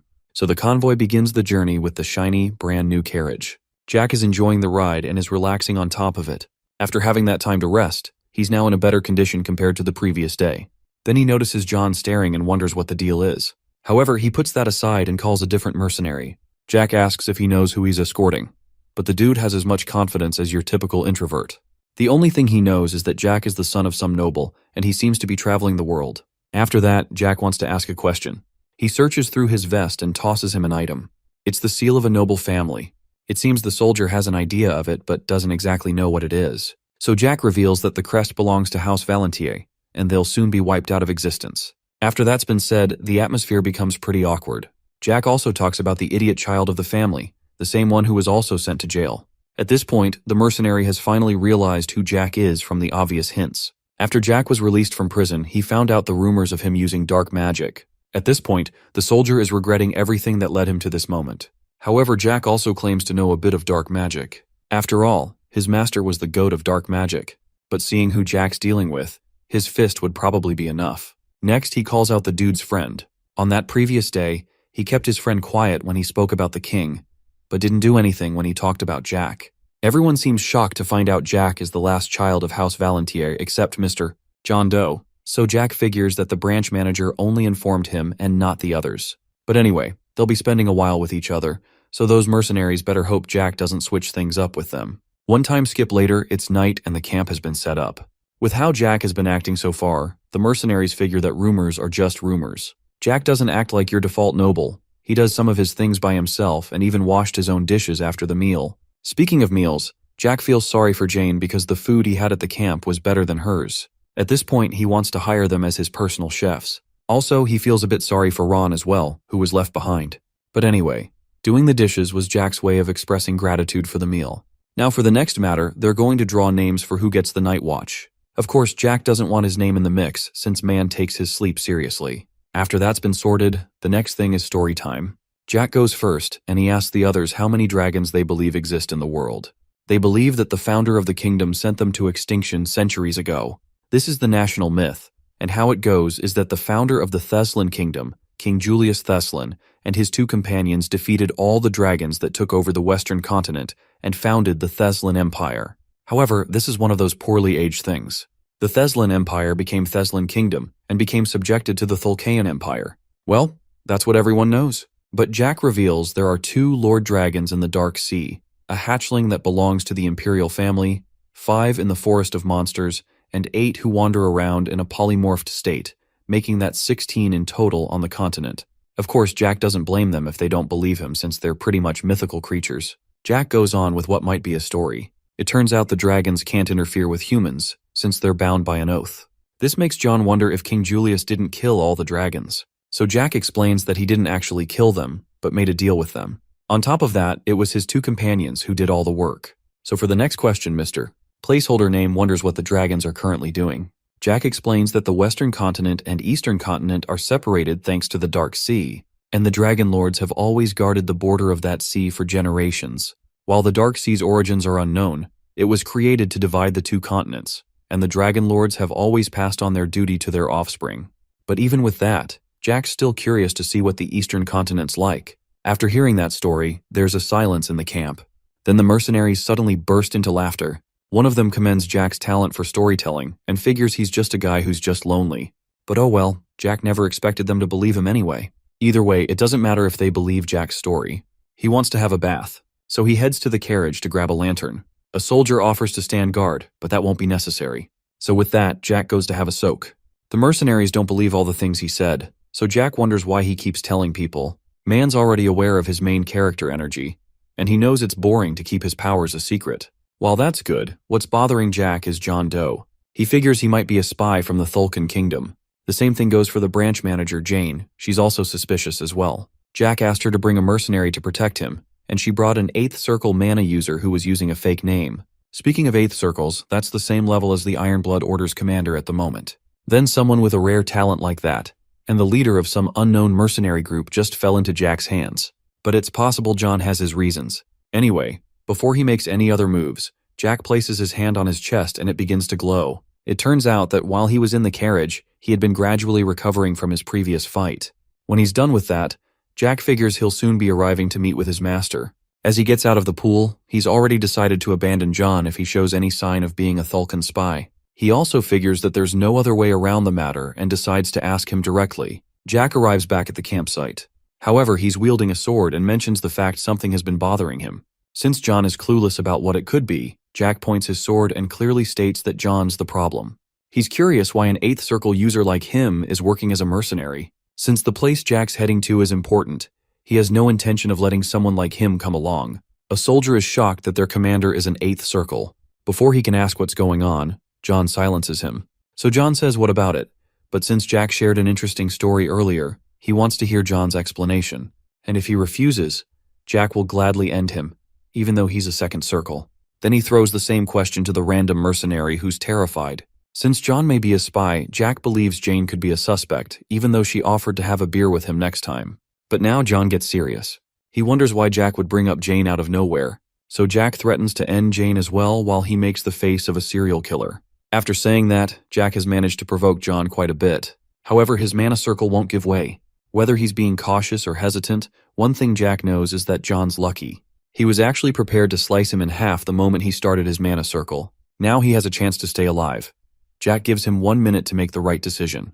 In a flashback at Jane's inn, Jane talks with John about Jack. She figures that he's nothing like the rumors. And on top of that, she looked into his eyes and it felt like he was holding back a lot.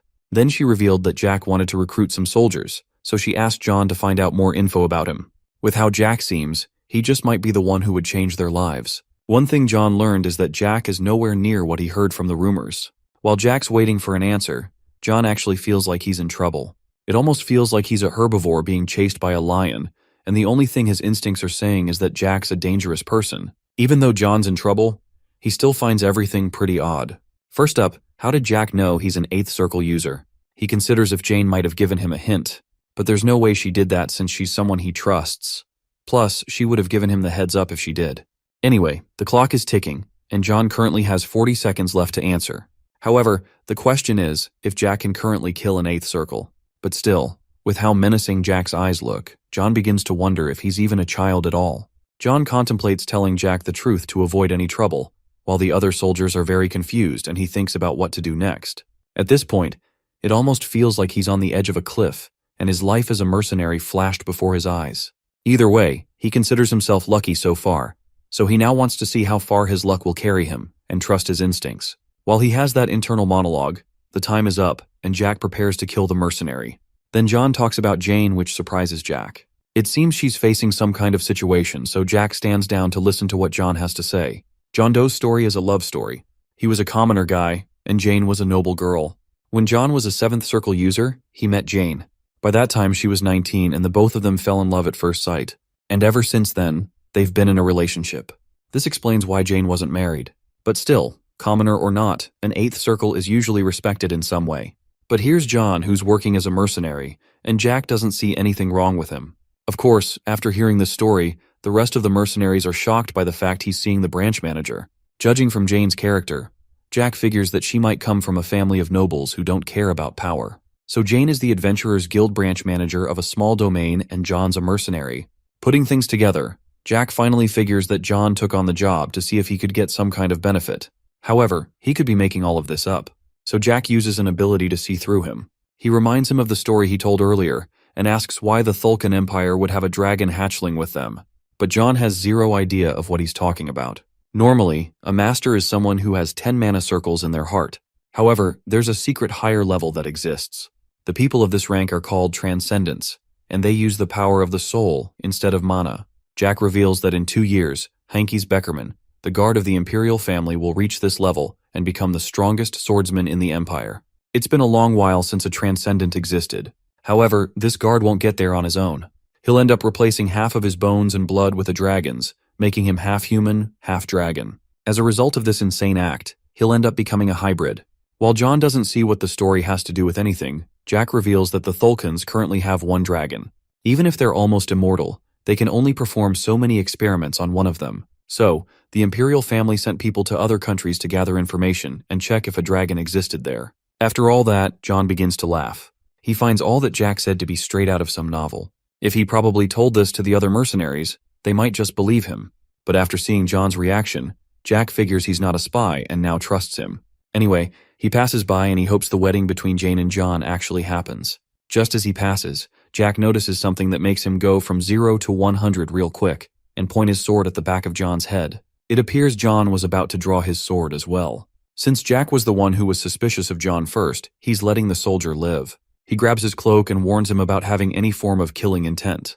If he does sense it again, Jack promises to nuke him out of reality. The rest of the soldiers who are panicked try to calm the situation. However, it's unfortunate because Jack thought he was finally coming to an understanding. But I guess that's just the relationship between an employer and employee. Later on in the night, Jack is asleep. However, the mercenaries are confused about what's happening. They're shocked to find out John's an 8th Circle user. Some years ago, John revealed that he was a 4th Circle user. While this discovery is upsetting, he probably has his reasons since he hid it after all the years they worked together. But anyway, now they know they have an 8th Circle user on the group. One soldier figures that they just might become the best mercenary group on the continent, and John will become the king of mercenaries. However, not just anyone can reach that title. Plus, there are at least 4 mercenaries who are known to be masters, so he's not sure about this soldier's claim. Since everything Jack said was true, a different soldier forgives John for what he did, because everyone has their reasons for doing things. But he asks why John didn't react the time Jack had his sword at his neck. It turns out that moment was so terrifying that John's hands are still shaking because of it.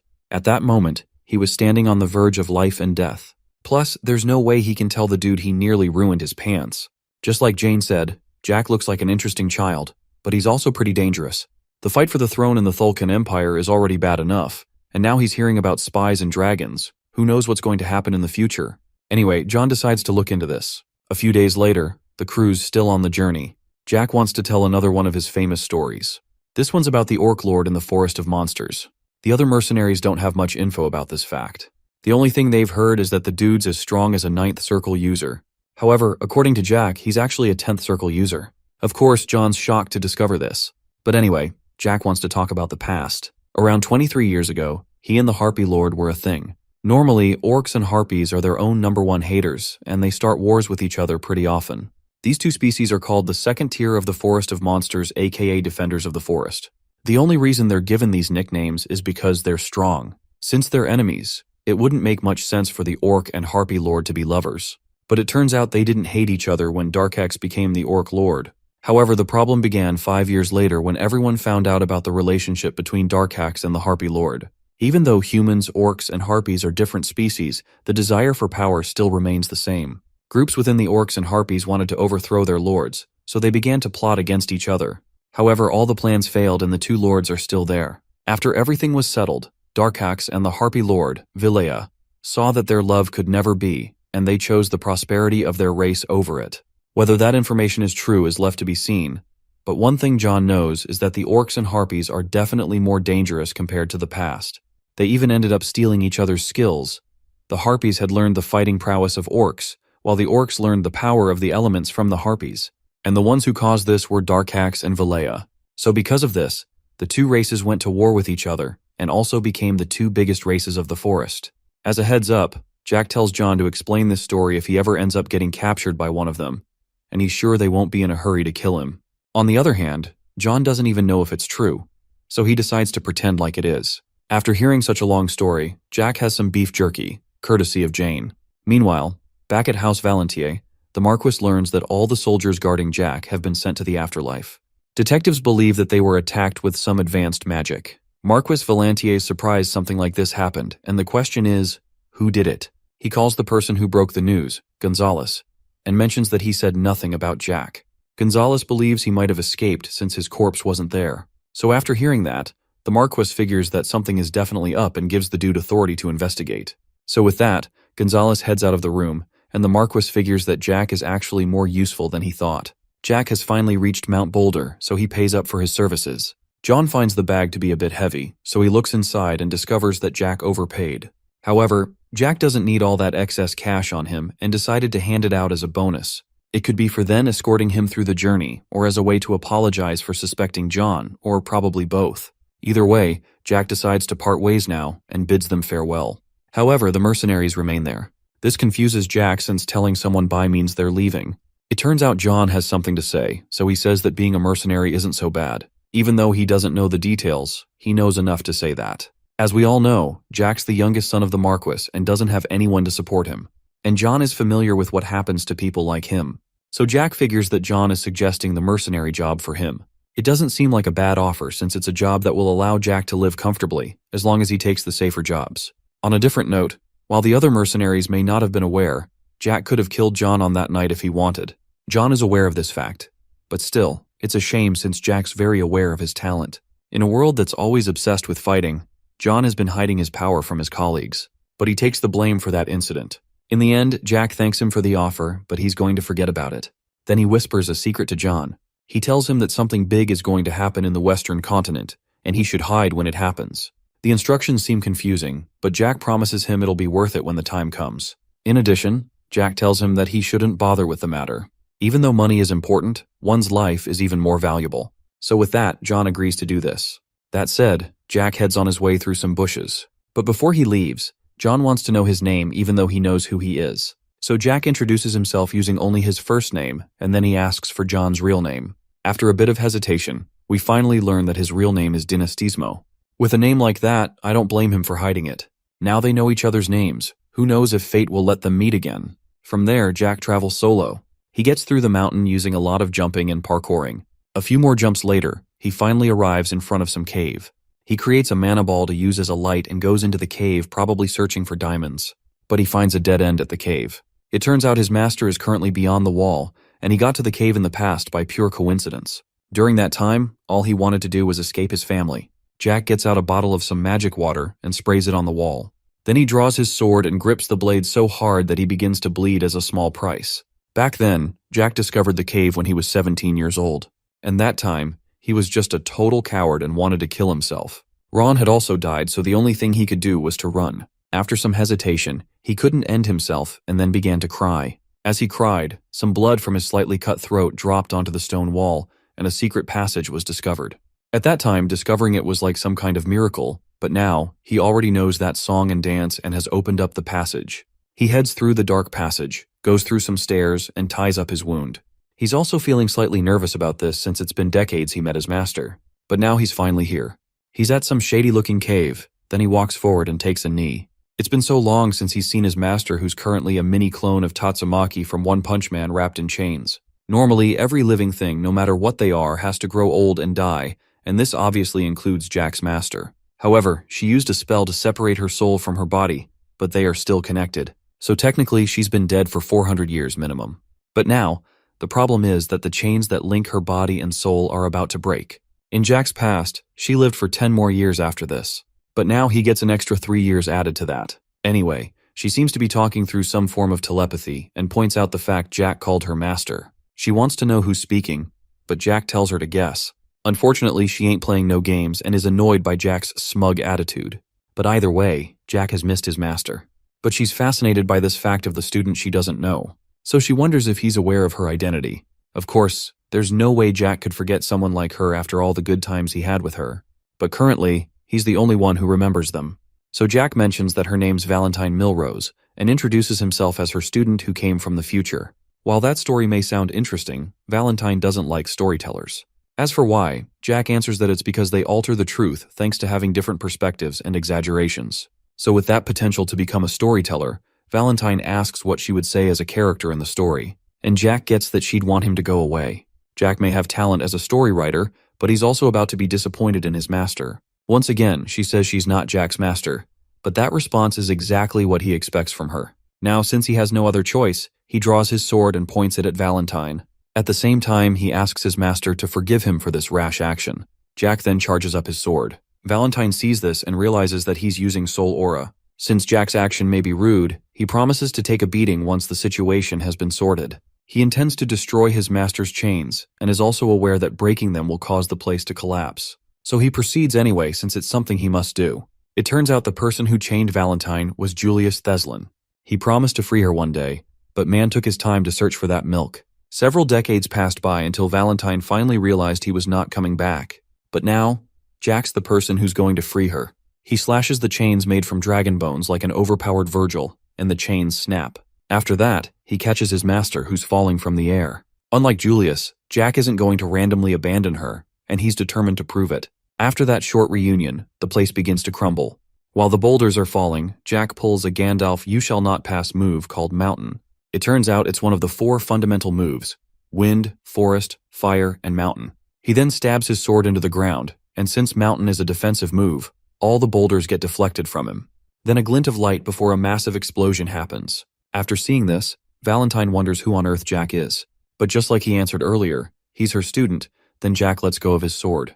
What's surprising is that someone as young as Jack learned to use soul aura, but that's possible since he got stronger in the future. From there, Jack wants to explore the world with his master for the next 13 years. With that said, Valentine places her little bitty hands on Jack's face. This is how she finds out if someone's telling the truth, but who knows how that works. After a while, she finds out that he's actually telling the truth about the time travel thing. Now that she finally believes him, Jack collapses out of exhaustion. She then takes a seat on Jack's shoulder and points out the fact that forcing a relationship is pretty rude. However, this is one that Jack believes has to be, so he just went for it. Even though he's in so much pain, he keeps replying since he's Valentine's student after all. Then Jack finally introduces himself and hopes to get along with his master in his current life as well. 5 days later, both of them are in the town of Azenblay. However, all through the 5 days, Valentine managed to not say a single word. It seems she's been organizing her thoughts for the whole ride. Then she speaks for the first time in days. She thought that Jack could be a descendant of Theslin since it's impossible to control souls at such a young age. But it turns out he isn't one. She then makes a statement about the power of souls, then gives Jack a side-eye, expecting him to complete her sentence. Jack can remember from his past life that if he doesn't comply, she'll go Muhammad Ali mode on him. So he says that even out of the Mana Masters, only a few people can use the soul power thing. Luckily for him, that's the correct thing to say. On another note, she also noticed the insane number of people he killed in his soul. However, Jack laughs after hearing that.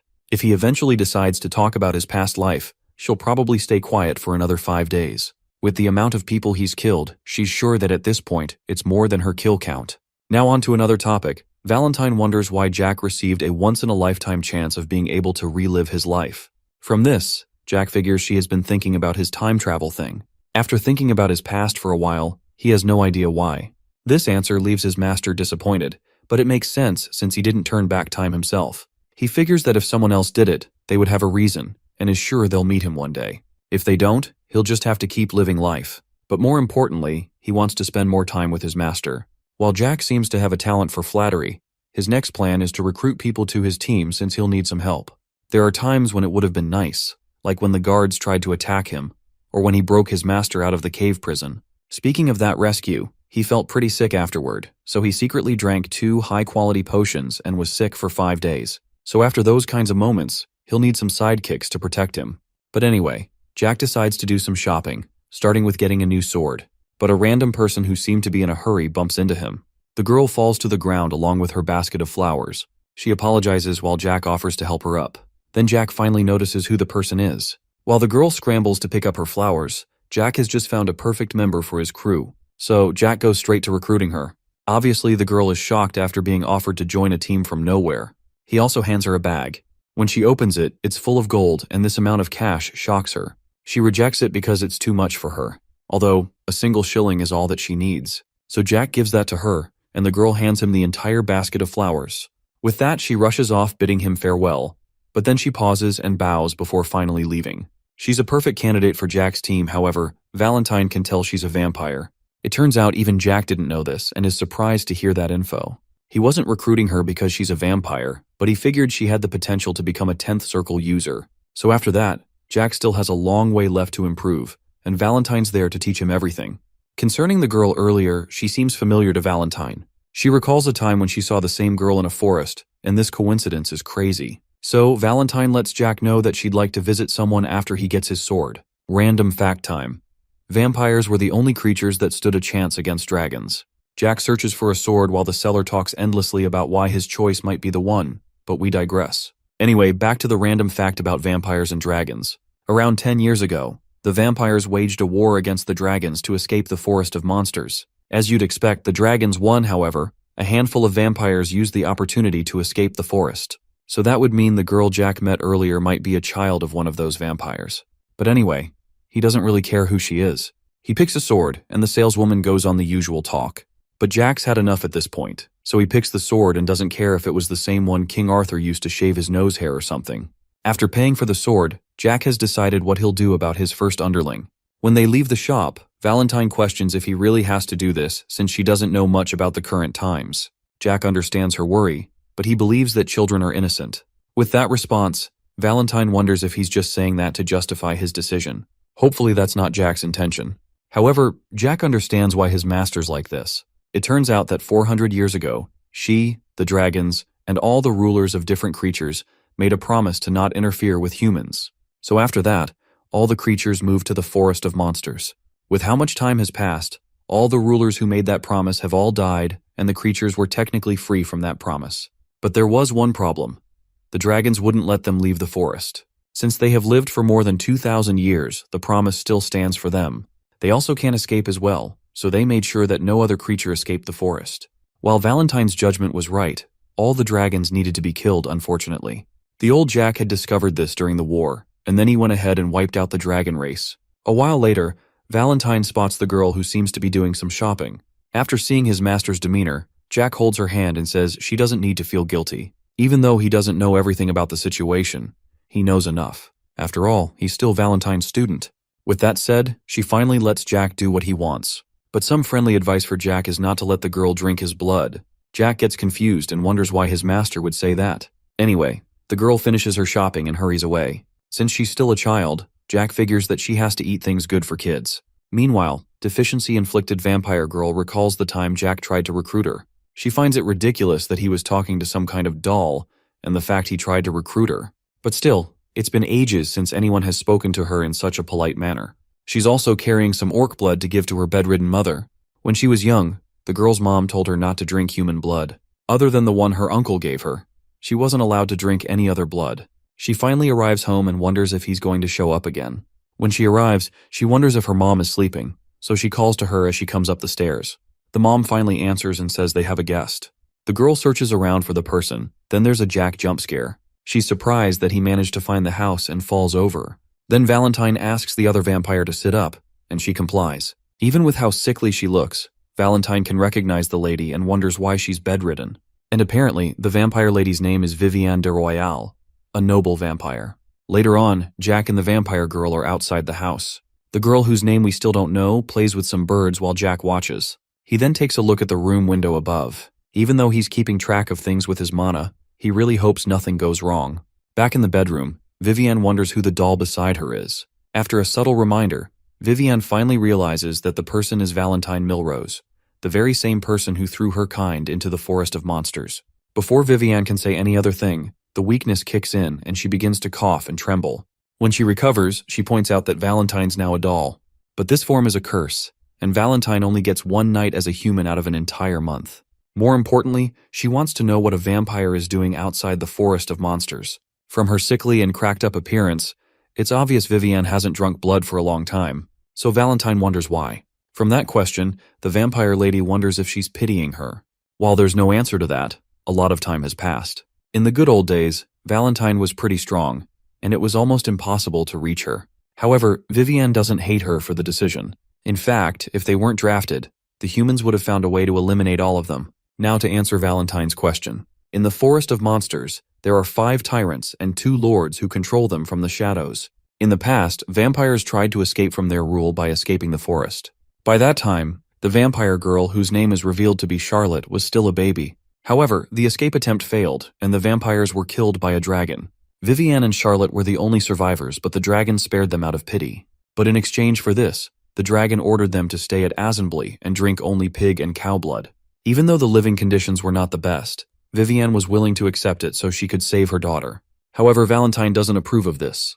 A vampire with a royal bloodline just waiting for death in a random village. Back outside, Charlotte wonders when the 2 visitors are leaving. It turns out her uncle's coming soon, and she's nervous because he doesn't like visitors.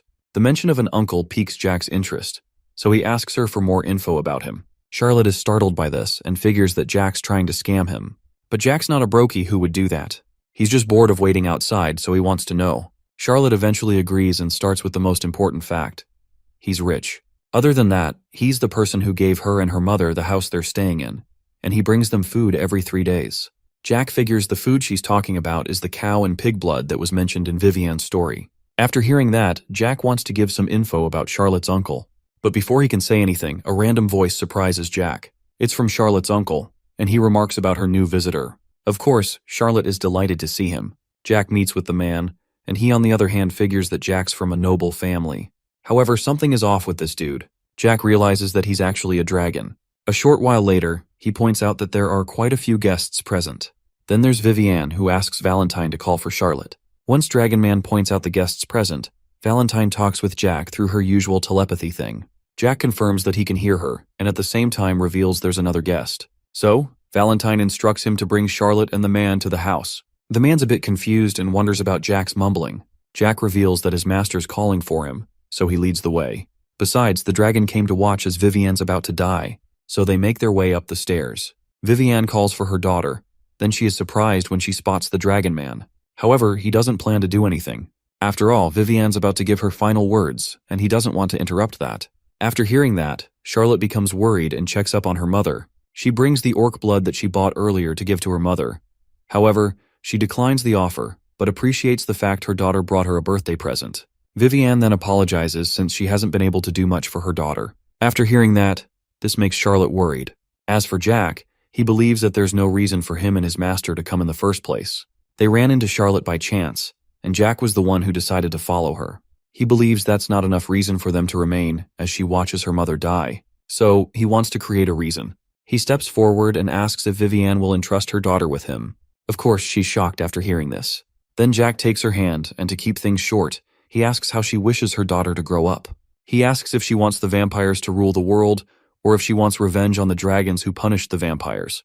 While those sound like interesting choices, Viviane asks Jack to come closer. She points out the fact he's different from others as Valentine's disciple. However, all she wants for her daughter Charlotte is for her to live a happy life.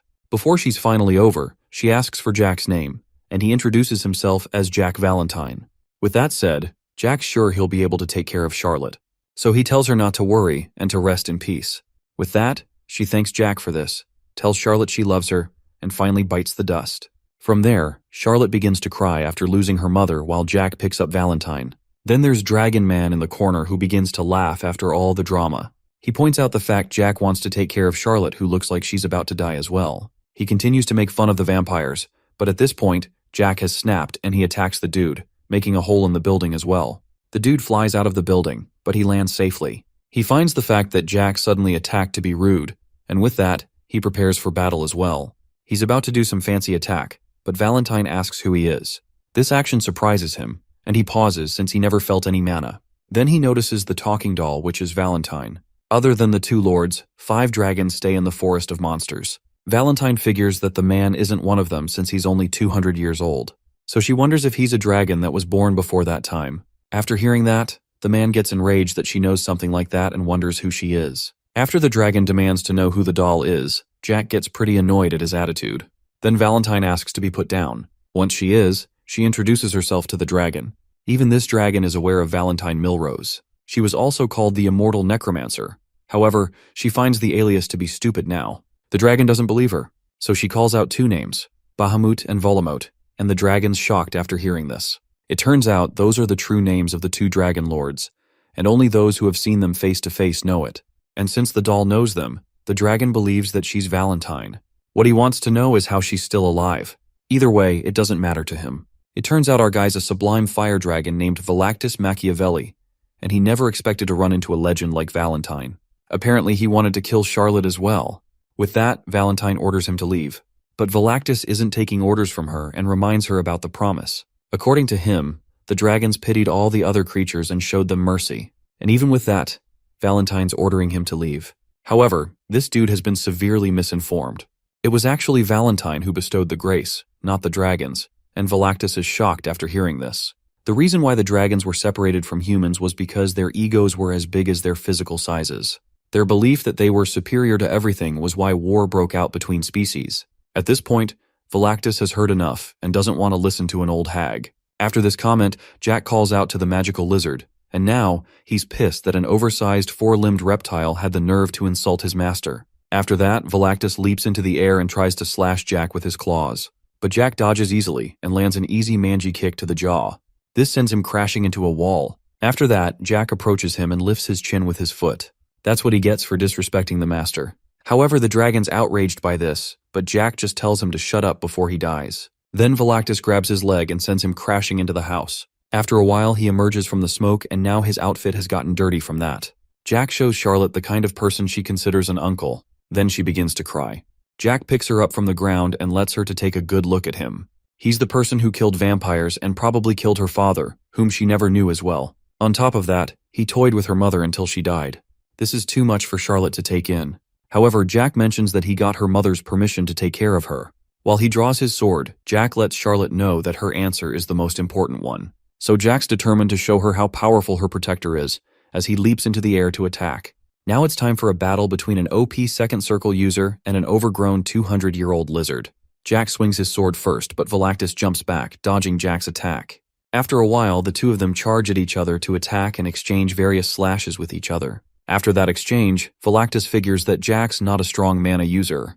Before he can finish his statement, part of his hair falls off. It turns out that was Jack's goal since it was disturbing him. Now the dragon is angry, and he's not going to hold back anymore. He fires an attack called Windcutter at Jack, but he's not bothered by it and easily blocks it. Valactus is shocked by this. He has every right to be since Jack just deflected a dragon's spell like it's nothing. Then Jack jumps in the air, grabs the dude's face, and slams him in the ground. After beating him up, Jack finally remembers Valactus. He's the loser's son of another dragon named Luca Machiavelli, one of the 5 dragons who oversees the forest of monsters. Of course, Valactus is shocked by this fact. As for how Jack knows Valactus's father, he ended up cutting his head in his previous life. However, he never saw Valactus during that time. So Jack figures he died in some accident or was hiding for his life. Another thing Jack does know is that he acts just like his father. After revealing this, Valactus wonders who he's dealing with. But Jack answers that he's the student of Valentine, the person he insulted. Still, it's surprising that Jack dissolved a dragon spell since humans normally can't do that. After seeing what the strongest life form on the land has to offer, Jack points his sword at the dragon and gives him 5 seconds to bow and apologize to his master. And if he doesn't, Jack will grind him to dust and wipe him off the face of the planet, the same thing the dragon has done to others. The countdown begins while Velactus is on a knee. Just as Jack counts to 1, Velactus grows a pair of wings and flies away. Since things aren't good for him now, he has to run away. At the same time, he intends to report what just happened to other dragons. On the other hand, Jack never expected him to run away. However, he's not out of options to stop him. He prepares another attack, and then Velactus gives a look of terror. He takes a look and contemplates if Jack's launching an ICBM. But apparently, this is another one of those fundamental moves, and this one's called Wind. So after witnessing this, Velactus wonders what kind of monster he's up against. Welcome to the Shadow Realm where we have Velactus running away in fear. Then there's the Jack of his nightmares that he can't get away from. Then he trips and falls to the ground, and at this point, it's over for him. The Jack figure goes to get him. Then the real Jack wakes up from sleep and finds himself in a room he's never seen before. He takes a look around and wonders where he's at. Then Ron enters the room, sad that his master is unconscious, but he spots him awake, and they are both surprised to see each other. Ron rushes to check on Jack to see if he can still remember him, but he still remembers who his servant is and asks him to back off. What he wants to know is why Ron's with him and where he is. After some stuttering from Ron, Jack remembers about Charlotte and Valentine, and he wants to know where they are. So Ron informs that Charlotte was cleaned up, and she's currently sleeping in a different room. Even though he doesn't know what happened to her, she was pretty exhausted. Then for the random doll, he points at it, and it's currently sitting on a chair. While Valentine's not in the best mood after this, Jack's delighted to see her. When Ron discovers that the doll can talk, Jack figures that his master might be mad at him. However, she denies this obvious fact. While the master and student chat, Ron wonders how the doll can talk. On top of that, it's been on that spot for 3 days. It's a long story to explain everything, so Jack just shortens it to she's his master. Then he tells Ron to be careful of what he says to her. With how serious Jack sounded, Ron believes there's a reason for it, so he complies. With that out of the way, Jack asks for a breakdown of what happened, so Ron explains everything. The guards who accompanied Jack were found dead, and House Valentier found out. Naturally, they sent a knight to investigate, and the knight tracked Jack, believing he could explain what happened. Besides, since the crime scene was near Arbeloa, a few people must have informed him at the village. After that, there were rumors that Jack was spotted near the Azambal Duchy, but what they saw was Jack's wind attack. Then he was found unconscious and badly injured, so he was carried to a temple for treatment. They ended up feeding him 3 strawberry-flavored top-tier potions, and this is Jack's favorite flavor. But putting that aside, Jack wonders why Ron isn't doing the one thing he promised, protecting Elizabeth. So, Ron explains that the Marquis refused to let her come along in searching for Jack, and since Ron knew him well, he was sent in her place. Jack is surprised after hearing this, but he figures that his father is actually dumber than he thought. While master and servant have their reunion, a knight shows up from nowhere, and he notices that Jack's awake. Now we have the red-haired knight named Gonzalez. He's the deputy commander of the Iron Blood Order, and also in charge of the team investigating the incident. He steps forward and warns Jack about any shenanigans involving Charlotte. Even though he believes Jack is inferior to Phelan, Gonzalez believes that he should still uphold his reputation as the Marquis's son. Ron takes what he said personally, but Jack stops him from going on and wants to hear whatever nonsense the knight has to say. So with that, Gonzalez wants to ask Jack some questions about the incident. However, Jack recalls that he was given 3 top-tier potions. So, he's giving Gonzalez 3 chances to be cool. Now Jack's ready to answer with a menacing glare. Gonzalez notices something different about Jack since he normally can't look him in the eyes. Either way, he asks for what happened. Then Jack explains the exact story.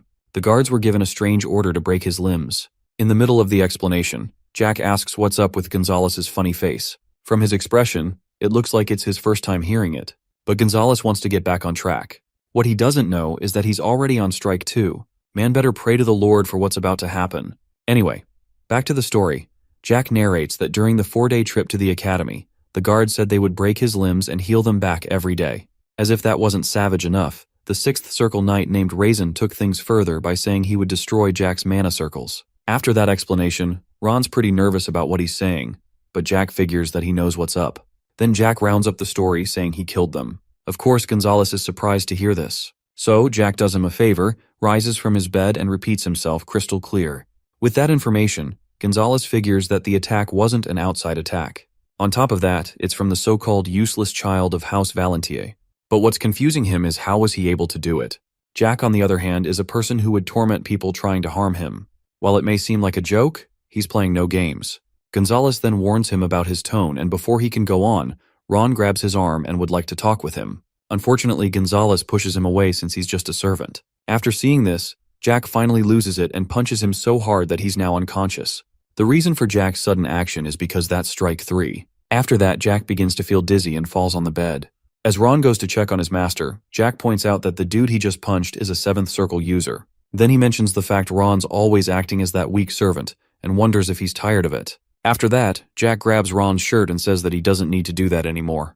At first, he thought it would be best if he kept doing what he did, but things have changed now. He figures he should have looked out for the people who care for him, so they don't get mistreated by others. Although that isn't what Jack said before, he doesn't find the idea bad either way. So with that, Ron focuses his attention on Gonzalez. Even though Jack may not remember, he looked down on him and Ron in the past. Then Jack wonders how much time Ron will need to teach him a lesson, but a minute's enough. Now we might learn that Ron is one of the coldest characters alive. When it comes to cooking, Ron's a boss at it.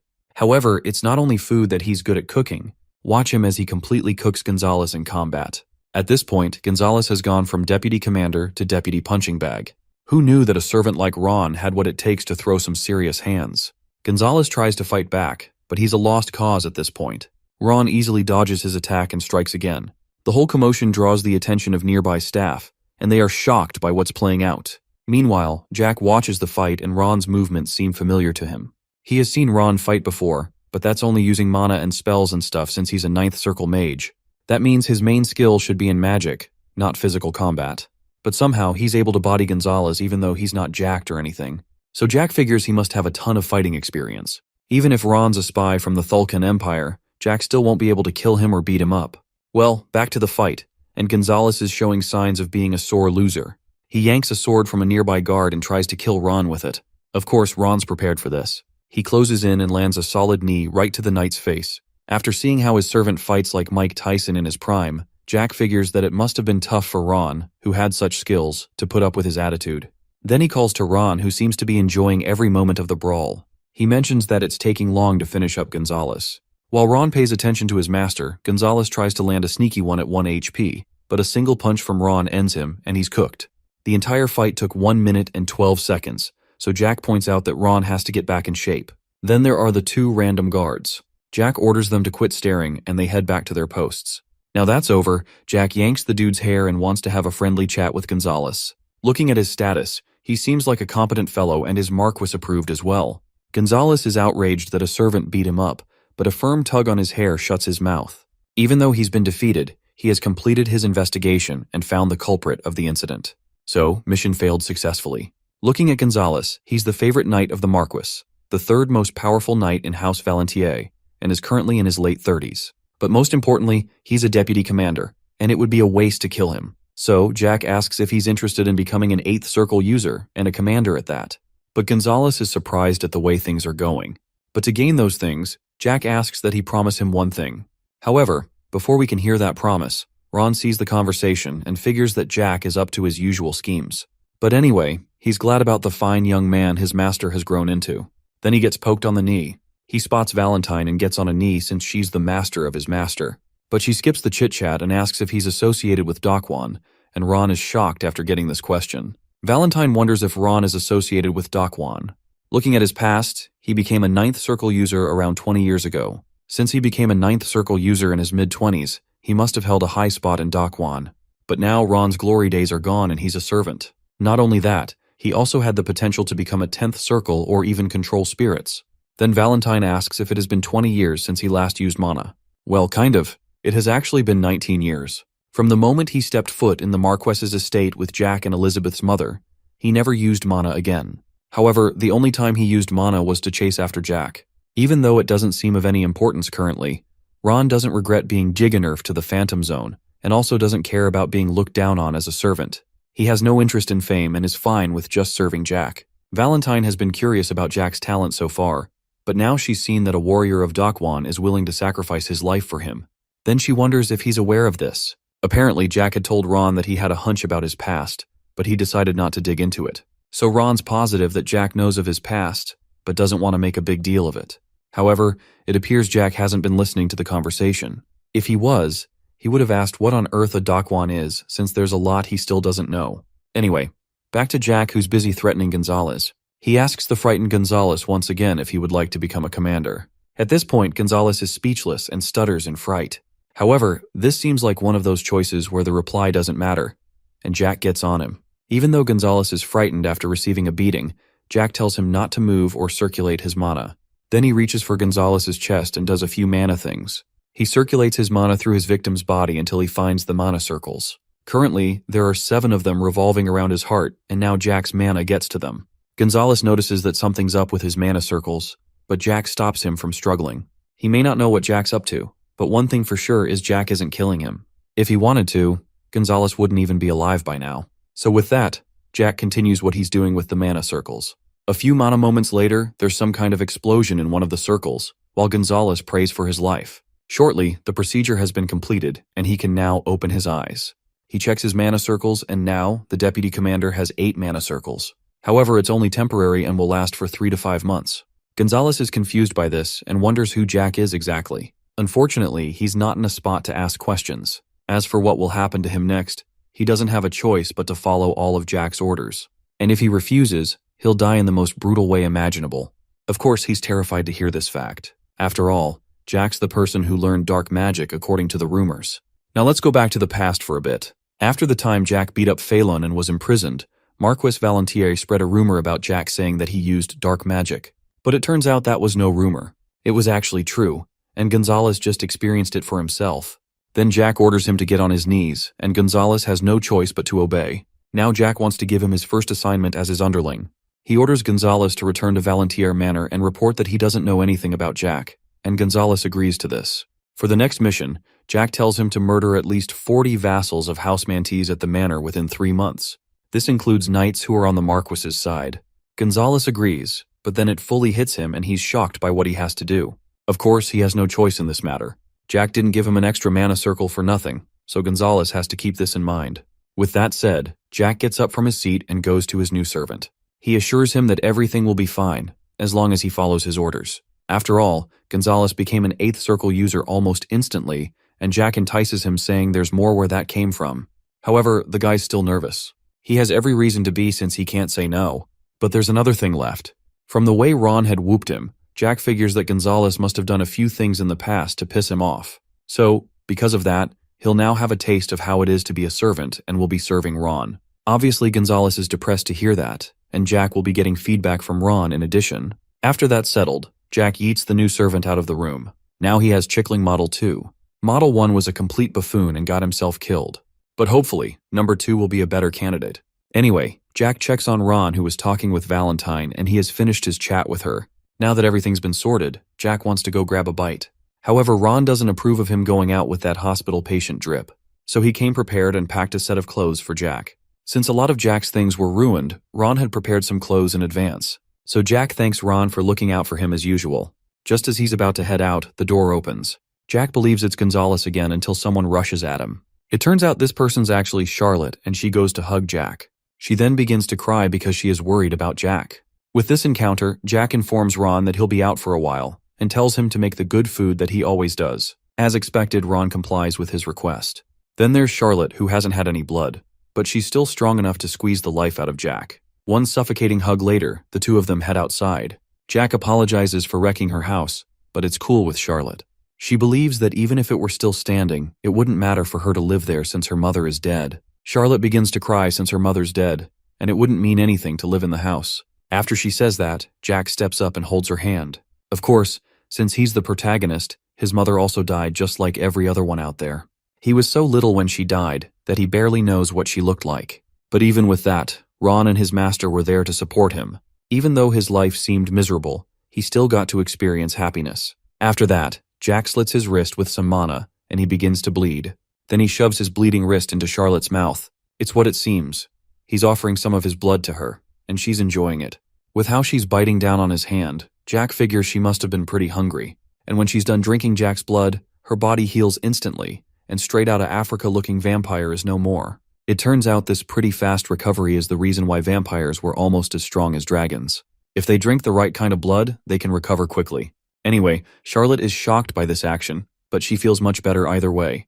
So she thanks Jack for the blood. Then he asks her what she thinks. After all, he did say he was going to show the power of her protector.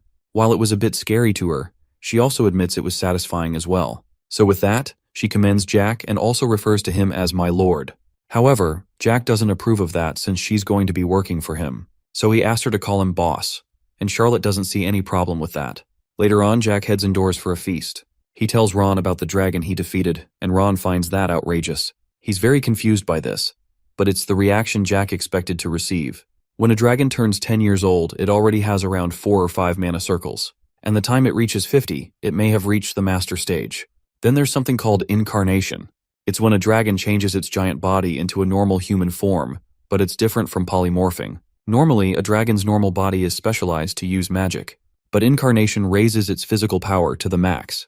While Jack avoids eating his vegetables, he recalls his past battle with Velactus. If he was a bit more careful, Jack would have found him difficult. But in the end, Jack was victorious, and for something that was 2 centuries old, he considers it to be an idiot. Ron's a bit confused by Jack's statement. But on the other hand, Jack figures that no matter how skilled he is, he's still a second circle user. It would sound ridiculous for Jack to fight a 10th circle user. But as for the dragon, he lacked experience and couldn't use incarnation. In the end, he got scared, used some magic, and ran away, which all led to his death. With those in mind, Jack realizes something. Any sane person wouldn't believe he killed a dragon. For instance, the folks of the Fire Ant mercenaries would just laugh it off as usual. But Ron casually accepted Jack's ramblings. So Jack figures that Ron knows a lot of things like dragons still exist. With that said, there's no way Ron's beating these allegations. However, he thought Jack would know everything about him since he time traveled and all that. But Jack has no idea about that. The only thing he knows is that Ron died an untimely death. Even though Jack knows quite a bit, there are still some things he doesn't know. Ron informs him that telling him everything is going to be a long story. However, Jack doesn't want to hear the full gist. He's aware that Ron's a careful man. He never told Jack anything even from the time they escaped the Marquis's manor in his past life. After all, everyone has a few secrets. But there's still one thing on his mind. Out of nowhere, he wants to ask his servant a question. Jack wonders if Ron has any connections with the Thulkan Empire. Or more accurately, if he's a spy. Of course, there's no way Ron would do such a thing. After hearing that response, Jack goes, "Understandable, have a nice day." He was suspicious for a moment, but he's relieved after the response. However, Jack wants him to realize that he doesn't want to burden him. But judging from the smile on Ron's face, he believes he caught on. Now for the next plan, Jack wants to make more mana circles. In his current stage, he goes out of action whenever he uses his soul aura. So, he has to increase his mana circles and regain his former glorious physique so he can withstand the force of using it. But that's a thought for another day. He still has to get to the academy. Shortly, Valentine shows up, surprising Jack. It turns out he used a move called the Dark Halter, and she figures that he's definitely the one. Apparently, this Dark Halter is a dark magic spell that only she and Jack know. The reason why it's only the two of them who know that spell is because Valentine is the one who created it. Her glory days were during the time of war, so she used this spell against enemy spies. What happens is that she creates a mana circle by force and carves a vow within it. If the vow wasn't upheld, the person would instantly turn Minecraft creeper mode and explode on the spot. It was this brutal spell that made her pretty infamous. Anyway, Valentine wonders the kind of vow Jack carved into Gonzalez's mana circle and what he's after. But Jack just did that for insurance for Ron and his sister Elizabeth. After hearing that, Ron's touched that his master's looking out for him. However, this emotional display doesn't sit right with Jack. Shortly, Charlotte pays a visit. She's seeking refuge from all the maids who wouldn't stop bothering her. But she came in at just the right time, so Jack offers her a seat. Ron then offers to make her a meal, but thanks to Jack, she's already full. And Ron's confused by this. Jack intends to let Charlotte attend the academy as well, so he asks Ron if that'll be possible. But Ron considers himself as just a mere servant. While that's true, he's still a competent servant. Even with all that competence, Jack wonders if he still doesn't know anything. Now Ron's put on edge and he still claims to not have a say. Since he refuses to talk, Jack decides to take matters into his own hands. After hearing that, Ron advises him not to threaten people, but surely that isn't Jack's intention, right? Anyway, Charlotte springs from her seat after hearing she'll be going to the academy. After all, every kid needs their education, plus Charlotte's too talented to leave her like that. Currently, she doesn't have any mana circles, but with good training, she can easily get all 10 mana circles. In fact, she could be capable of using soul aura as well. As for how she'll get admitted, Jack figures that one recommendation letter from Gonzalez will do the trick. But the only problem left is her age. The minimum accepted age for the academy is 14, but Charlotte's 11 years old, so she'll have to be admitted through some other shady ways. But one thing for sure is that she'll definitely attend like the other kids. A few days later, Jack and his crew finally arrive at the academy. A while ago, Ron had packed up a few extras for Jack, and he's grateful for this. With that, Ron prepares to leave, and he's still intent on watching over his master. However, Jack asks for a favor. He instructs him to handle any issues that may arise in the family. From this, Ron figures that Jack wants to remain focused in the academy. While that may be true, Jack also doesn't trust Gonzalez and figures that he may not be a smart guy. In fact, he holds him in zero regard and even plans to get rid of him when he's done with whatever he ordered him to do. So Jack wants Ron to manage him as well. Apparently, the plan is to slowly cut off the hands and feet of Marquess Valentier. By hands and feet, he's talking about House Mantes and the elders of House Valentier. Then there's Elizabeth. Jack figures that she's way too kind. He doesn't want her to become a menace like himself, but he's doing all of this to give her a push and make the proper change. So, Jack asks Ron to keep an eye on her. As expected, Ron agrees and points out how much his master has changed. After that, the gates to the academy open up.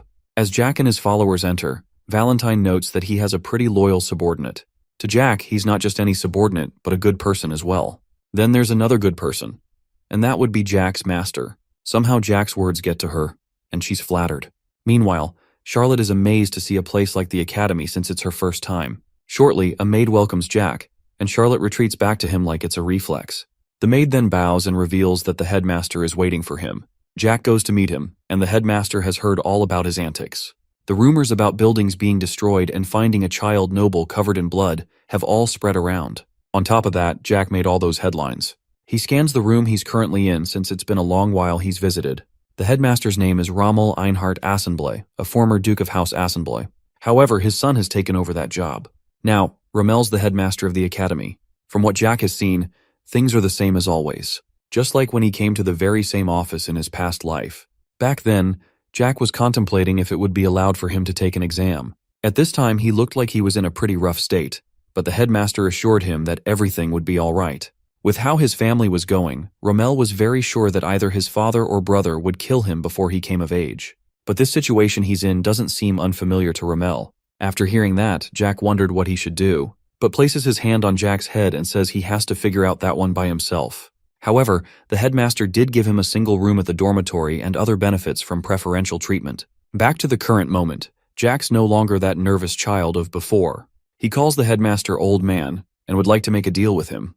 Rommel is shocked by his display of confidence in calling him that. And Jack wants to save his life one time since he's indebted to him from the past and asks for a favor in return. From this statement that Jack just made, Rommel can tell that Jack has gone through some changes. The first time he met him, he was covered in wounds and he was very timid. Now he's a different person within the 1 month he never saw him. Well, that's for the headmaster. Jack, on the other hand, hasn't seen him for 20 years. They say that 20 years is 2 epochs, and that's more than enough time to make a change. Anyway, Rommel finds what Jack said earlier to be interesting, and asks him to explain how his life will be saved.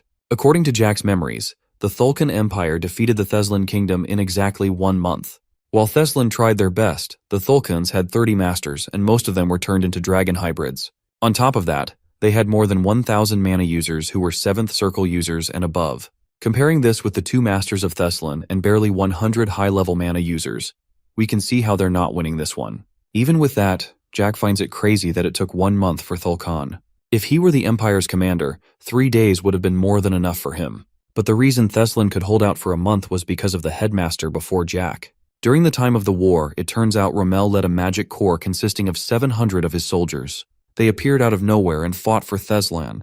If things went perfectly, Theslan would have lasted for 2 extra months.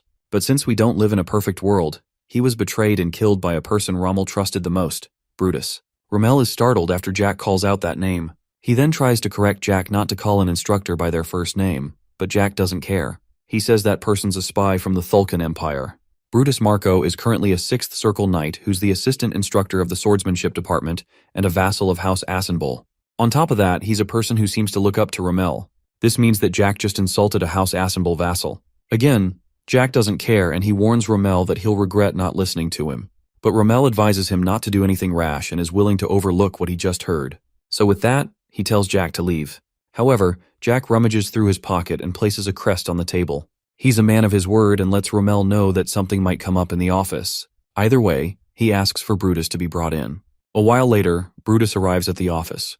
Jack's a man who likes to get to the point, so he thanks him for his service and tells him that he doesn't need to provide the Thulkans with more info. Brutus is startled after hearing this, and he doesn't seem to be aware of what Jack's talking about. But Jack doesn't plan on repeating himself. Brutus also recognizes Jack as that noble kid who was involved in an accident, so he figures that Jack must have injured his head instead of his body. Even if the headmaster spares him, Brutus informs Jack that he'll face punishment for this accusation. At this point, Jack has lost his patience and he gets up from his seat. With the crest in his hand, he punches the instructor not just for being a spy, but for also yapping. That sudden attack from Jack sends Brutus stumbling backward.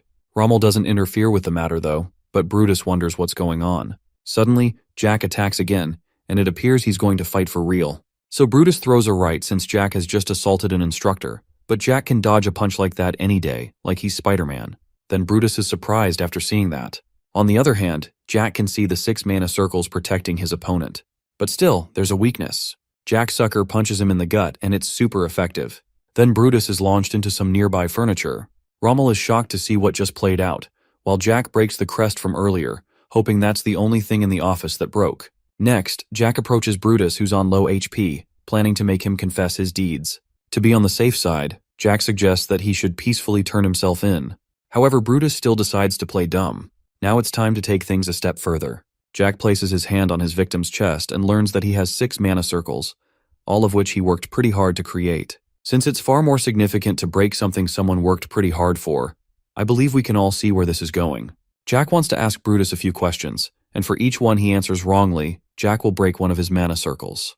Of course, Brutus is terrified to hear that, but there's no time to think because a question's on the way. The first question is pretty simple. Jack asks if he's a spy from the Thulkan Empire. Chills run down Brutus's spine after hearing that, but he eventually denies that he's a spy. That's not what Jack wants to hear, so there goes one circle. In seconds, Brutus is now a 5th circle mana user. Jack asks the question again, but Brutus remains silent this time. From that, Jack wonders if he can't bring himself to confess. Normally, when someone's mana circle breaks, it can be recreated with a lot of effort. However, Jack made the case to be different. It turns out that he put some mana inside Brutus's heart, so he'll never be able to make a new mana circle, no matter how much he tries. Jack points out he'll never be able to make mana circles like the sadist that he is. But not all hope is lost. He informs Brutus that there's a way to remake a broken mana circle. As for how to recreate a broken mana circle, Jack brings up methods like the famous Thulkan dragon part infusion process. Just maybe that will make Brutus able to recreate a broken mana circle. After he says that, Brutus wonders how he knows something like that. Now it seems Jack's in a step in the right direction because Brutus seems to know something. So with that, Jack figures that he's gotten the green light to start with his experiment. To prepare, he gets on Brutus, who is still shocked at this point. Somehow, as a 6th circle user, he knows up to the extent of dragons and the human experiments. At this point, Brutus begins to freak out and wonders how Jack knows about the Thulkan's secret research. From his outburst, Jack has just struck a gold mine. But Brutus isn't going to get an answer to how he knows that. So Jack runs his mana through him, shatters a few more mana circles, and he's now done. It turns out he just broke all of Brutus's mana circles, so he has nothing left of his life now. With that out of the way, Jack returns his attention to Rommel. Since he just saved the old man's life, Rommel has to repay with a favor. Then there's Brutus, who's still conscious on the ground. He tells Jack that Thulkan won't let him get away with what he's done, he's going to rip through Jack and all that. But a single stomp shuts the guy up. Now that the second phase is over, Jack apologizes to Rommel since he's given him something to clean up. However, Rommel is still fascinated by Jack's sudden switch in attitude, but Jack says that he managed to change a lot in the past month. From that unclear answer, Rommel decides not to press further for more details on his change. But one thing he must know is how Jack discovered the spy, including the dragon-human experiments. Before the conversation goes into an endless side quest, Jack reminds Rommel of the deal from earlier. He seems to be aware of the signs of war that are showing up. In the Thulkan Empire, there's already a fight for the throne. This fight is between the moderate party led by the second prince of the imperial family, and the hardline party which supported the crown prince. In the end, the hardline party won, and after that, the Thulkan Empire unified the continent. However, since Jack lived in the mountains for 10 years with his master, he doesn't know the exact details. Anyway, Jack leaves Brutus to Rommel to do whatever he wants. The fact Brutus knows about the dragons means he knows more than expected. So Jack tells Rommel that he's free to gather more intel from him that will be useful to both himself and the king. However, Rommel's confused when Jack mentions the king, but what else is he supposed to call him? He definitely can't call him what's on his mind. But anyway, Jack wonders how a 6th circle knows about the experiment. At the current moment, the half-dragon experiment has passed animal testing and is being moved to the human testing stage. According to the details he heard in his past life, plus some random documents he found, this experiment was considered Area 51 level of secret, even within Thulkan. Anyway, Jack has a favor to ask of Rommel. Scratch that, he has 2 favors to ask. Since the headmaster obviously has a lot of money, his first request is a private villa near the academy, and one that has a garden at least. Rommel reminds him of the rule that all students should stay in the dormitory, but Jack says there are exceptions to rules. This was one of Rommel's teachings to him, by the way. As for his second wish, Jack asks him to admit a certain kid into the academy as a first-year student. However, this is the second semester, and students are admitted only in the first. But Jack knows that the headmaster can always work his magic around that. Rommel figures that the child Jack's talking about is the pale one outside, Charlotte. So, he's curious about Jack's relationship with her. He reveals he's her new benefactor. After hearing that, Rommel lets out a sigh and is like, "Sure thing, buddy." Jack, on the other hand, wonders why he's sighing since it's true. A while later, Jack comes out of the office, and Charlotte is excited to see her boss. After Jack gives her some head pats, she wonders if the academy will be her new school. Jack tells her it will be, and she's delighted to hear that. But shortly, her smile turns upside down. Since she looked happy literally seconds ago, Jack wonders why the sad face. It turns out she never expected to attend the academy. Normally, the academy is a place for only humans, and as we all know, she isn't one. So she's upset with this fact. However, Jack wonders why that matters and asks if she's ashamed of being a vampire. But of course she isn't. While Jack isn't in the position to say this, he considers Charlotte's fate to be really unfortunate. Her family, House Royal, ruled for generations. The name alone is a dead giveaway that it was a royal family of vampires. But now most, if not all of them, have been killed, including Charlotte's father. Her mother, Vivienne, was her only family left, but we all saw how that turned out. But even with that, Jack tells her to have pride in herself, and not to get involved in what she is. Regardless of what she is, she's still Charlotte de Royale. And as for Jack, he still intends to keep his word and take care of her. As her benefactor, he's willing to take care of her requests, whether she wants to become a queen or rebuild her tribe. No matter what she's going through, Jack's there to take care of her problems, so he tells her not to think so low of herself again. After that speech, Charlotte becomes a bit nervous, but she thanks him. However, her mother had told her that nothing in the world is free, and she is correct. Charlotte doesn't see anything she can do for her boss, but Jack says it's all right. He plans to ask for something much later, and all she has to do is help Jack with that. With that said, Charlotte promises to assist him when the time comes. Now she's all better. Jack suggests that they do some sightseeing since their manor will take a while to be ready. Anyway, back to the past for a bit. Rommel informs Jack that Charlotte will be admitted either on the current day or the next. As for the manor, it would be ready in 2 hours. However, since it's pretty difficult to look after a huge villa alone, Rommel offers to send in some housekeepers. Jack thanks the old man for this act of consideration. However, he believes it's an excuse, and Rommel's actually trying to keep an eye on him. But it doesn't matter anyway. Jack spots one of the rare moments his master is smiling.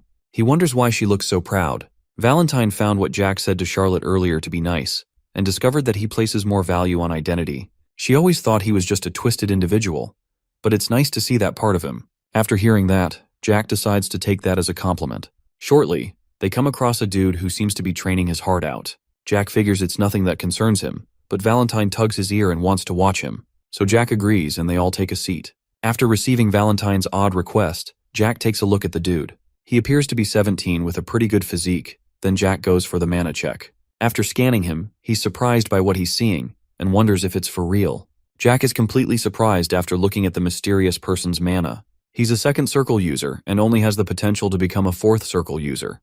Jack's disappointed after seeing such level of mid and wonders if Valentine's interested in him. He's not afraid he'll get replaced as Valentine's student, but Jack wonders why she seemed interested in the guy. She's also aware that the dude's potential in mana sucks, but there's another thing she notices about him and asks Jack to guess. However, Jack figures it might be his physique, but he's completely wrong. Some more time passes and the crew watches the dude training. Charlotte notices that he has been training so hard and looks ready to collapse at any moment. On top of that, he looks like he also sustained a few injuries while training. Jack notices this. Then Valentine asks again if he knows why she took an interest in him. After a second look, Jack notices he's had his mana circle broken. Again, recreating a broken mana circle is pretty much impossible. However, this dude seemed to have recovered all by himself. Even though he may not have good potential for mana anymore, Valentine notes that he has a strong willpower. She considers adding something else to that, but changes her mind. but Jack may have an idea of what she wants to say. While he does have a good work ethic, that's not why Valentine's interested in him. Apparently, the foundation of dark magic is death, destruction, resentment, and revenge. This dude didn't just regenerate his broken circle with sheer willpower, but also thanks to his tenacity. Underneath all of that is a deep hatred. So with that, Jack goes to meet the person. The person notices him and asks what's up. Jack then gives a few friendly swordsman tips, like how he's gripping his sword too hard and how his footwork needs some polishing up. Finally, he points out the fact he's thinking about his broken mana circle a lot, and the guy is shocked. But Jack adds that dwelling so much on it will only weaken his defense. After that critique session, the guy wonders who Jack is. But he on the other hand says he's just a guy watching, and wonders if the student gets beaten up, regardless of his physique. With how nervous he seems after that question, that might be the case. Anyway, Jack hands him a grape-flavored potion. Why is he giving it to the dude? Just because he can. As for how he got a hold of something like that, he robbed Gonzalez earlier, and now he's loaded. Next, Jack asks for the guy's name. After a bit of hesitation, the dude introduces his name as Thanos, but with way less purple. So with that, Jack wishes him luck with recovering his Infinity Stones.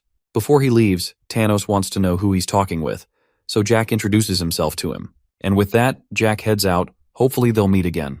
On one hand, there's Valentine who doesn't resonate with Jack's cool display, and on the other, there's Charlotte who still thinks he's cool. So obviously, Jack responds to the more positive comment. Thanos takes a look at Jack who's venturing into the distance, then it finally hits his brain with 999 ping. He realizes that the person he spoke with was the Jack Valentier. The man, the myth, the one and only waste of House Valentier. Well, those are the rumors our friend Thanos heard, and there's no way he wouldn't recognize him. In fact, he was such a legend in the academy, getting unrivaled scores of all zeros in his first semester. So with all those facts, Thanos wonders if he misheard the boy's name from earlier. A while later, Jack arrives at the Azenbul Duchy near the academy. It's a place where the honored guests of House Azenbul stay. So with that, Romel's errand boy had assigned some maids to take care of Jack, and his name is John Doe. Yep, that's the same default placeholder name that Dynastismo, the leader of the Fire or Red or whatever ant mercenaries. Putting that aside, Jack commends the manner that was prepared for him. But he does note it was a place for honored guests. From the looks of this, it may appear that Romel is interfering with the fight for succession within House Valentier. So Jack wonders why John Tuno looks upset. He on the other hand doesn't consider his feelings important. He's just doing what he was told. After all, he's Romel's errand boy. But Jack, however, informs him that he's being rude. John's confused by what he means, so he clarifies that the dude is hiding his true self with polymorphism. Of course, John's shocked by this discovery, but Jack lets him off the hook with his fake name. One thing he does wonder about is why there are so many high-level mana users in such a tiny area. As far as he knows, there aren't that many 9-circle mana users in the kingdom. So he brings up his famous, "Are you a spy?" question to the errand boy. After all of that, John's shocked by how much Jack knows. Who we thought was John Doe begins to show his real identity, and he even stopped his mana flow just in case. Since Headmaster Rommel was so interested in Jack, John paid him a visit to have a look firsthand. Then we learn the man's real name is Bellamy Craig, head of the Magician's Tower of the Theslan Kingdom. Back to the past once again. And there was a war between Thulkan and Athalan. In the war, Bellamy was a person who stayed by Romel's side until he died. Anyway, Bellamy wonders how Jack knew about the polymorphism. Normally, Jack wouldn't have noticed it, but he got to know how it works after killing a certain polymorphed dragon whose name starts with V. After that arrogant response from Jack, Bellamy asks for some respect as the head of the Magician's Tower and the Dean of the Magic Department. Since it's respect he's talking about, Jack mentions that he would have been better off introducing himself rather than making up a stupid test. Of course, Jack's pissed about this and figures that the disrespect Bellamy's receiving is well-deserved. So with that, the wizard accepts the fault and allows it to pass. Anyway, he finds Jack to be interesting and offers him a spot as his student. At this point, Jack displays a face of complete disapproval since he already has a master. It turns out Jack isn't the first volunteer he tried to recruit. Bellamy mentions the fact Elizabeth was another talented person and wanted her to become his student, but she gave the same response that he received currently. However, after seeing Jack's potential, he's never going to give him up. So Bellamy holds Jack's hands, asking him to become his student, and is never going to let him down. Jack still has a master, but the man doesn't care. While the kidnap attempt goes on, Valentine finally speaks and asks for the mage's name.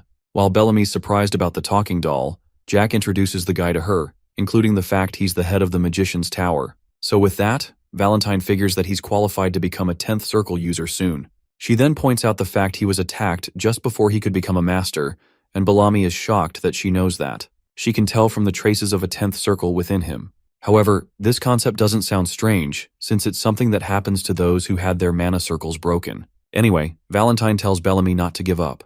Even though it's impossible to grow at his age, he still has the potential since he nearly made it before. After all, the Magician's Tower is a place for those who don't give up, and he has to live up to his title as head of the tower. After hearing that speech that sounds like it's from a self-improvement podcast, Bellamy wonders who the doll is. But Valentine believes he's better off not knowing since she's merely a relic of the past. With that out of the way, Jack wants to head in since Charlotte's waiting, and he tells Bellamy that he would like to see Rommel on the first day of class. After all that, Bellamy heads out and Jack has managed to stay away from the wizard's tower. On the other hand, Valentine thinks about how this life isn't balanced. Some work hard and have very low potential, while others live with so much talent but don't realize it. So she didn't want to pass by without saying anything. After delivering such an interesting lesson, Jack's upset she won't teach him anything. But she believes she doesn't have anything to teach him. He did use the dark halter on Gonzalez, so that's proof that he's already learned everything he can from her. This is a good point because the dark halter was actually the last spell she taught Jack in his past life. Anyway, he still finds it crazy that the head of the Magician's Tower came all the way to see him personally. And as for the surveillance, they're free to watch him however they want. As Bellamy heads out, he takes a quick glance at Jack. One of his followers wonders what he's thinking about, and then she guesses that the headmaster told him something, and her guess is correct. Before the current moment, Rommel and Bellamy discuss Jack. Even though he was skilled enough to catch a spy, there are still so many strange things about him. The fact he took down a 6th circle user in a single blow is surprising enough. What makes him even more dangerous is that he's just a 2nd circle user, and Bellamy's worried about this. However, Rommel points out he's being a bit too worried. He reveals that Jack brought a new student to the academy and plans to study with her. With all he has shown so far, there's no reason to send him away, and could even be a huge blessing in the rivalry against the Thulkins. But in the meantime, they can find out how Jack discovered the spy. After all, he won't be going anywhere. With that said, Bellamy figures that the headmaster has a point, but he still feels uneasy about the matter. Either way, he's still willing to follow Rommel's orders but wants to voice a concern. He's worried that the headmaster is getting too involved in House Valentier's politics. However, Rommel is sure that they're done deciding who's going to be the next head of the family. Elizabeth, who's the firstborn, has the potential to become a master, but Marcus Valentier only sees her as a tool to gain more power. Then there's Phelan, who became a 3rd circle user at 17 years old. However, his case isn't special since there are plenty of students like that at the academy. Besides, Rommel doesn't like the guy and considers him a complete idiot. Bellamy points out the fact Rommel has grown old. He also reminds him of when he got tired of politics and stepped down from being a duke. So he wonders why Rommel's getting involved in the Valentiers matter. Letting Jack stay in a nice dorm room and skipping classes is fine with him, but going out of his way to find a manor for him is a step too far since people are obviously going to talk about it. With that said, Rommel understands his concern since they've known each other for 30 years. However, his old man senses tell him that he'll definitely get something in return if he keeps Jack around. That sounds strange to Bellamy, but Rommel just laughs about that. Since the manor will soon be ready, he asks his friend to meet Jack and have a look for himself. So with a defeated sigh, Bellamy agrees to do this. Now back to the current moment. It seems he has seen what Rommel was talking about earlier and he laughs about it. His follower notices this, but he quickly plays it off that he thought of something funny. Next, we have a look at the manor. Other than the maids, Jack counts 5 guards and a single cook in the manor. He addresses the group since they're assigned to look after him. First off, he mentions that he likes steak, so they'll be making a whole load of that for all 3 of Jack's meals. In addition, he wants them to have some vegetables on the side. Since he's a man of specific tastes, they all have to be top tier. However, Jack's already confident they won't top Ron's cooking. Next, he also mentions how he likes strawberry and tomato juice, so they'll have to make that for him daily. The guards heard all that loud and clear, however. Since they've all been assigned to Jack, he intends to make the most out of them. Well, at least most of them. He gets to the cook whose name is Gwyness, and he looks like his soul has been drained, so Jack skips him. As for the rest, Jack couldn't bother remembering all their names, so he calls them the Quintet. Anyway, he reveals they have been trained under the headmaster, and they are shocked after he says this. He also notices that everyone has had a broken mana circle, so he tells them about Tanos, and says they should work hard like him. One of the guards is shocked after he reveals this, so he wonders if the headmaster gave him a heads up. But Jack doesn't intend to answer the question. Shortly, Charlotte calls to Jack and is amazed at how large the manor is. So, Jack takes his leave and decides to look around the place with her. Jack acquired his new manor on the 9th of August, and classes start on the 16th. Currently, it's the 14th, and Jack has enjoyed the past 5 days at the manor. He did several activities like shopping with Charlotte, sightseeing, eating some good food, and even watching a play with his master. With all the activities he experienced, this could be the most peaceful time he's ever had in a long while. However, there are 2 things on his mind. First, he has to keep training and remain in shape, even though it's hard to forget how to use mana or fight. While he runs, Charlotte catches up with him and she seems to copy everything he does. But of course, there's no way Jack's going to slow down for her. After a while, the 2 of them are exhausted from the run. Then Charlotte asks if Jack's going to see someone, and he is. This brings us to the second thing on Jack's mind. He goes to watch Thanos, who's training as always, and wonders if he ever gets tired. After watching him do the same thing for 5 days, Jack now believes that Thanos is a very hard worker. He wasn't born with any talent, but he seems to be the most diligent student in the academy. After a while, Jack spots Thanos' wounds. At this point, Jack calls him out and wonders why his wounds always keep getting worse every time he spots him. As for why Jack's asking, he was wondering if Thanos used the potion he gave him. Then he hands him another one. However, Thanos seems a bit troubled as he receives the potion, and Jack notices this. Thanos points out that one of them costs 40 gold and wants to repay Jack for it. However, this doesn't answer Jack's earlier question. After taking another look at the wounds, those aren't just any scratches. Several of Thanos' bones have been fractured. With those, Jack figures that he must be in pain at this point, and he's been enduring all of it to train for the 5 days. This feat is impossible for a lot of people. Thanos heads back to training, and Jack believes that he does this for the entire day. One thing Jack wants to know is why Thanos always gets beaten up, despite having such strong willpower. Unfortunately, he doesn't answer the question and continues to train. Valentine finally speaks up about him getting ignored. While Jack finds Thanos' efforts to be adorable, Valentine feels sorry for him. Since Jack's a student of hers, he should see that Thanos is harboring so much hate and ambition in his heart. Fortunately, Jack does notice it. While those are the dude's main driving forces, they're also stopping him from controlling himself. Since it's pretty clear his progress will be regressing, Valentine can't help but feel sorry for him. However, Jack's translation to his master's language is, "You've watched him for too long. Are you recruiting him or not?" So, Jack calls to Thanos again and asks him why he's training with a sword. So Thanos replies that he aims to become the greatest swordsman on the entire continent. After hearing such an ambitious goal, Jack begins to laugh out loud. Thanos figures. It's one of those laughs where the person thinks his dream is ridiculous. But Jack clarifies that he wasn't laughing at him. He just couldn't understand what kind of ambition Thanos had in his heart. But now he gets it. From there, Jack approaches him, and Thanos wonders what's next. Then out of nowhere, Jack asks if he would like to become Chickling number 3. Meanwhile, there's Charlotte, who's happily running as she brings some water for the other 2. She then spots them at a distance and wonders if they're in the middle of a conversation. As for the conversation, Jack asks Thanos to become his Chickling, and he's obviously startled by this request. Thanos believes he misheard in some way, so he confirms whether Jack said chicking, and that is no mistake. So Jack repeats the question. However, even though Thanos doesn't know what that means, his instincts immediately tell him that it's probably not good. Jack notices that he's on his toes, so he rephrases the question using a more harmless word like freeloader. However, Thanos has been pushed beyond the depths of confusion at this point, so he tries to clarify what Jack means by that, believing he's talking about being a vassal, and Jack says it's something similar. Thanos doesn't believe he's a worthy candidate since he's a commoner, broke, and pretty much has nothing. However, Jack doesn't seem to care about that.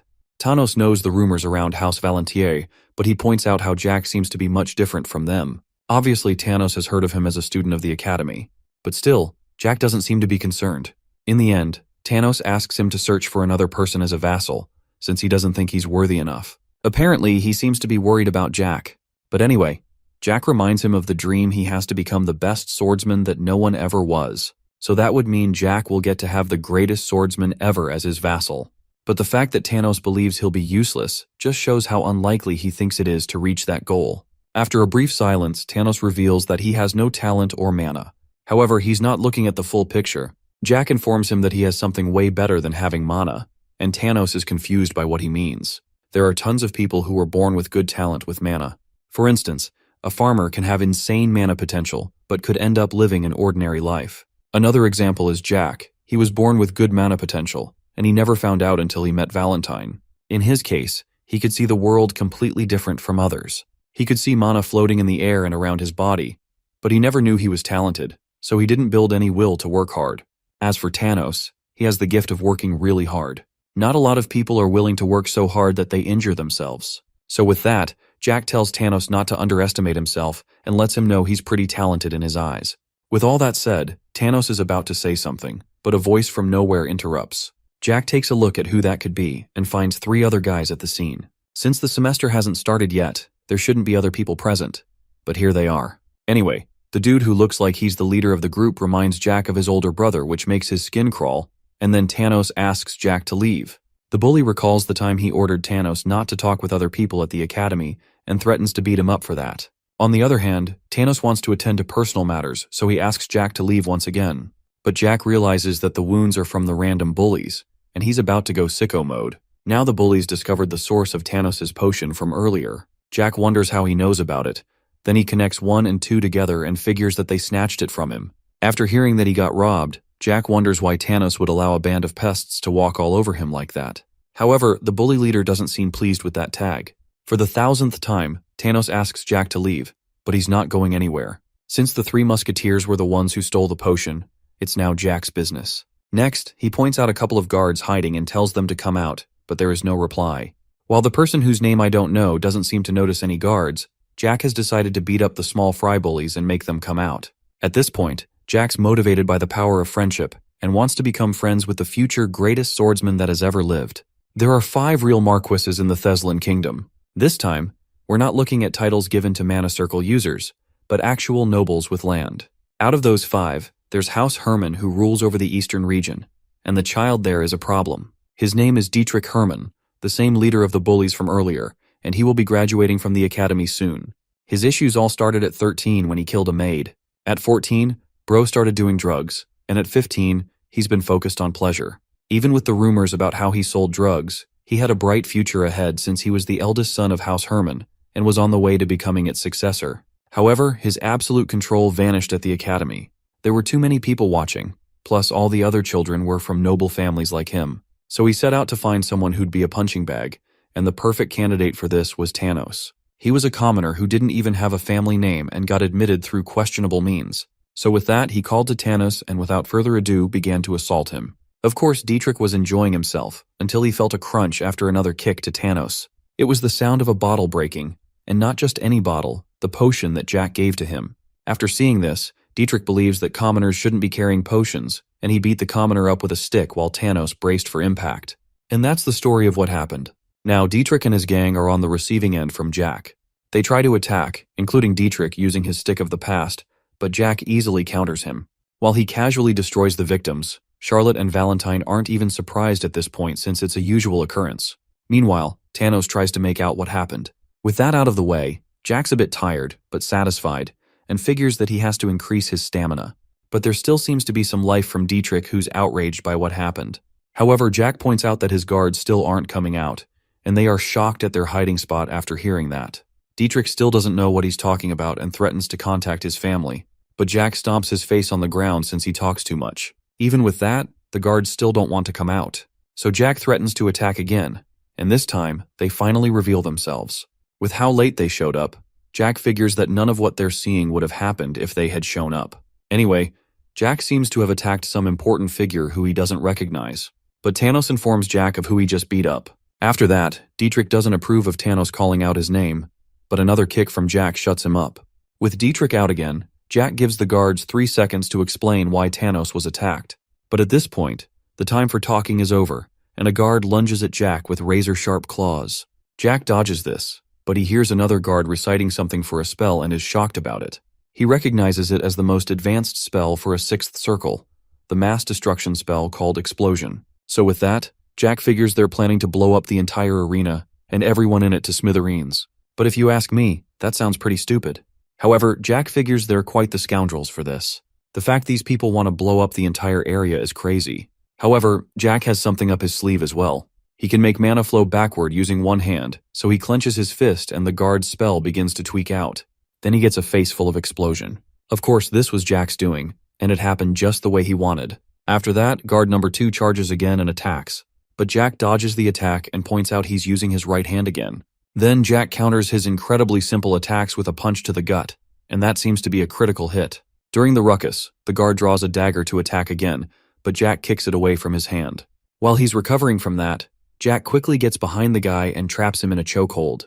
One struggle later, the guy passes out, and that's another problem taken care of. The other guard, who was blown up, wonders how a child managed to beat them all. On the other hand, Jack notices that all the mana in his body has been entangled.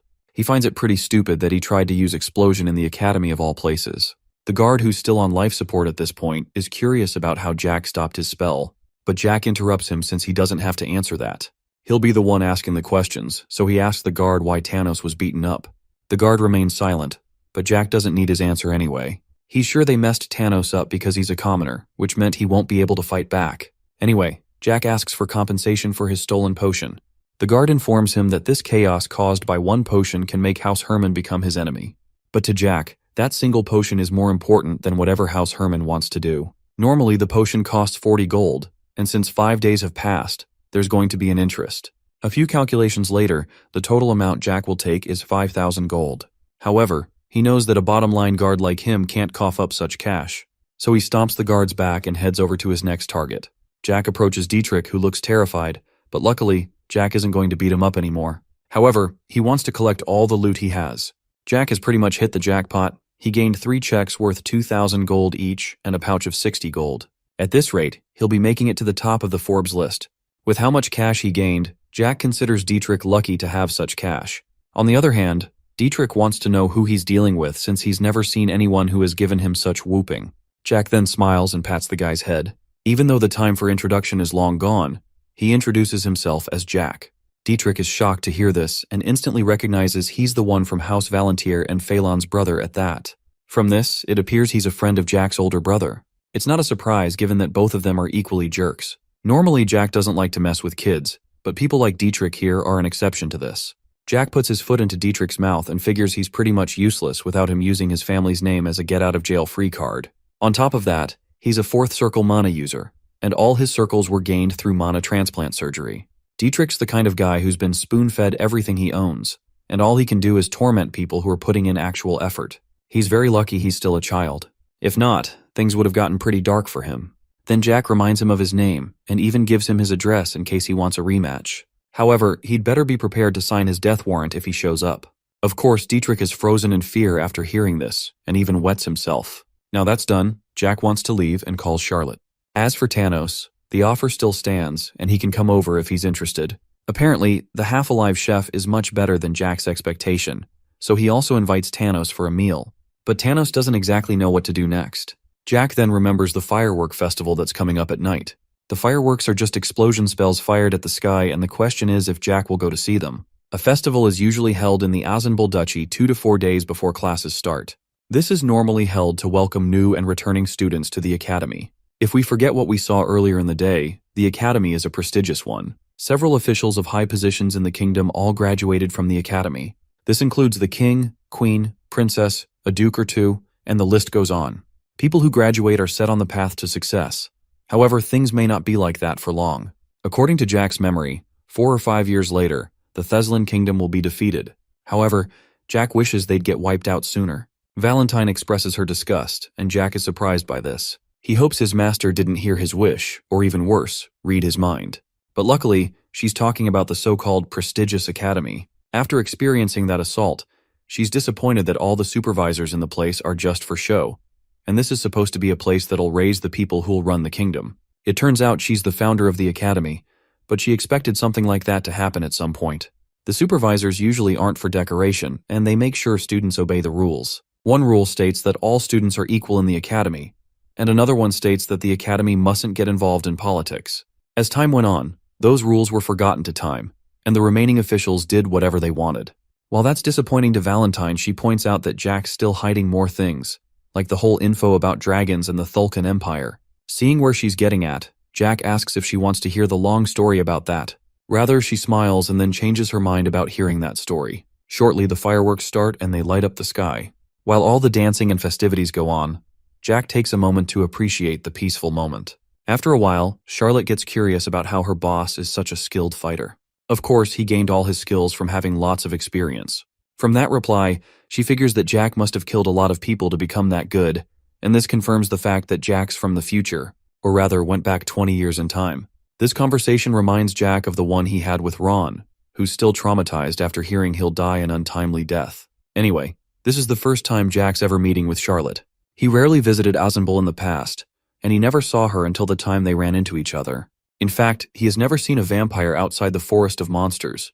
On the day Vivienne died, Velactus wanted to kill Charlotte as well. This means it's likely that Charlotte died in Jack's past life when she was 10. With all those in mind, Jack wants to know why Charlotte is curious about his fighting ability. At first, she stutters, but nervously explains that she wants to become a good fighter like her boss. From this request, Jack can tell she's gone through quite a bit in the past, and now she wants to change her powerless self. So Jack easily accepts her request, and her training starts the next day. Then she gets startled by how sudden it is. After all, she wants to become a good fighter, so the training must start quickly. For the first step, she'll start with making a mana heart.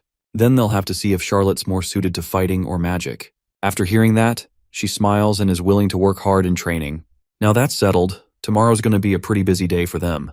Jack and Charlotte begin training at a vacant lot near the manor. Charlotte is exhausted, so she falls to the ground and Jack commends her effort.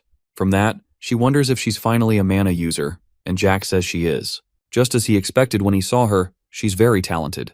Not only does she have a high mana sensitivity, but she's also pretty good at holding mana in her heart.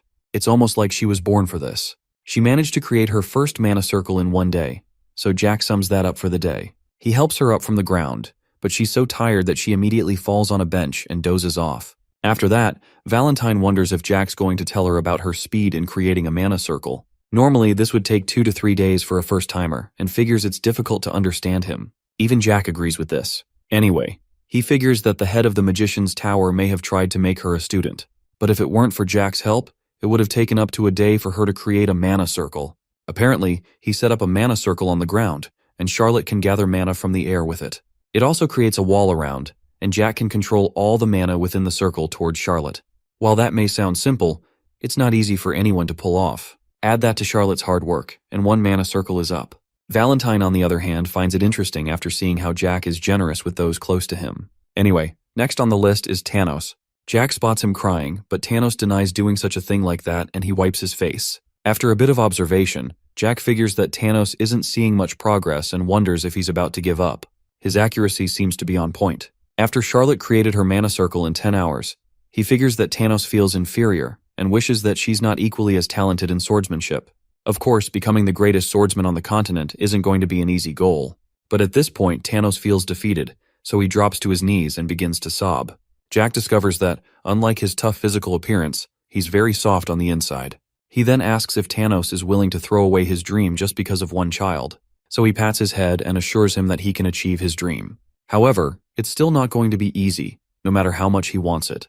So he has to stop crying and never give up. Tanos, on the other hand, is surprised that Jack believes in him. In fact, Jack is the first person to seriously believe him. Everyone else laughed at him since they all thought he couldn't achieve his dream. With that, Jack figures there are currently 2 kids living in his house. Anyway, Tanos reaches out to Jack and thanks him since he's the only person who believes in him.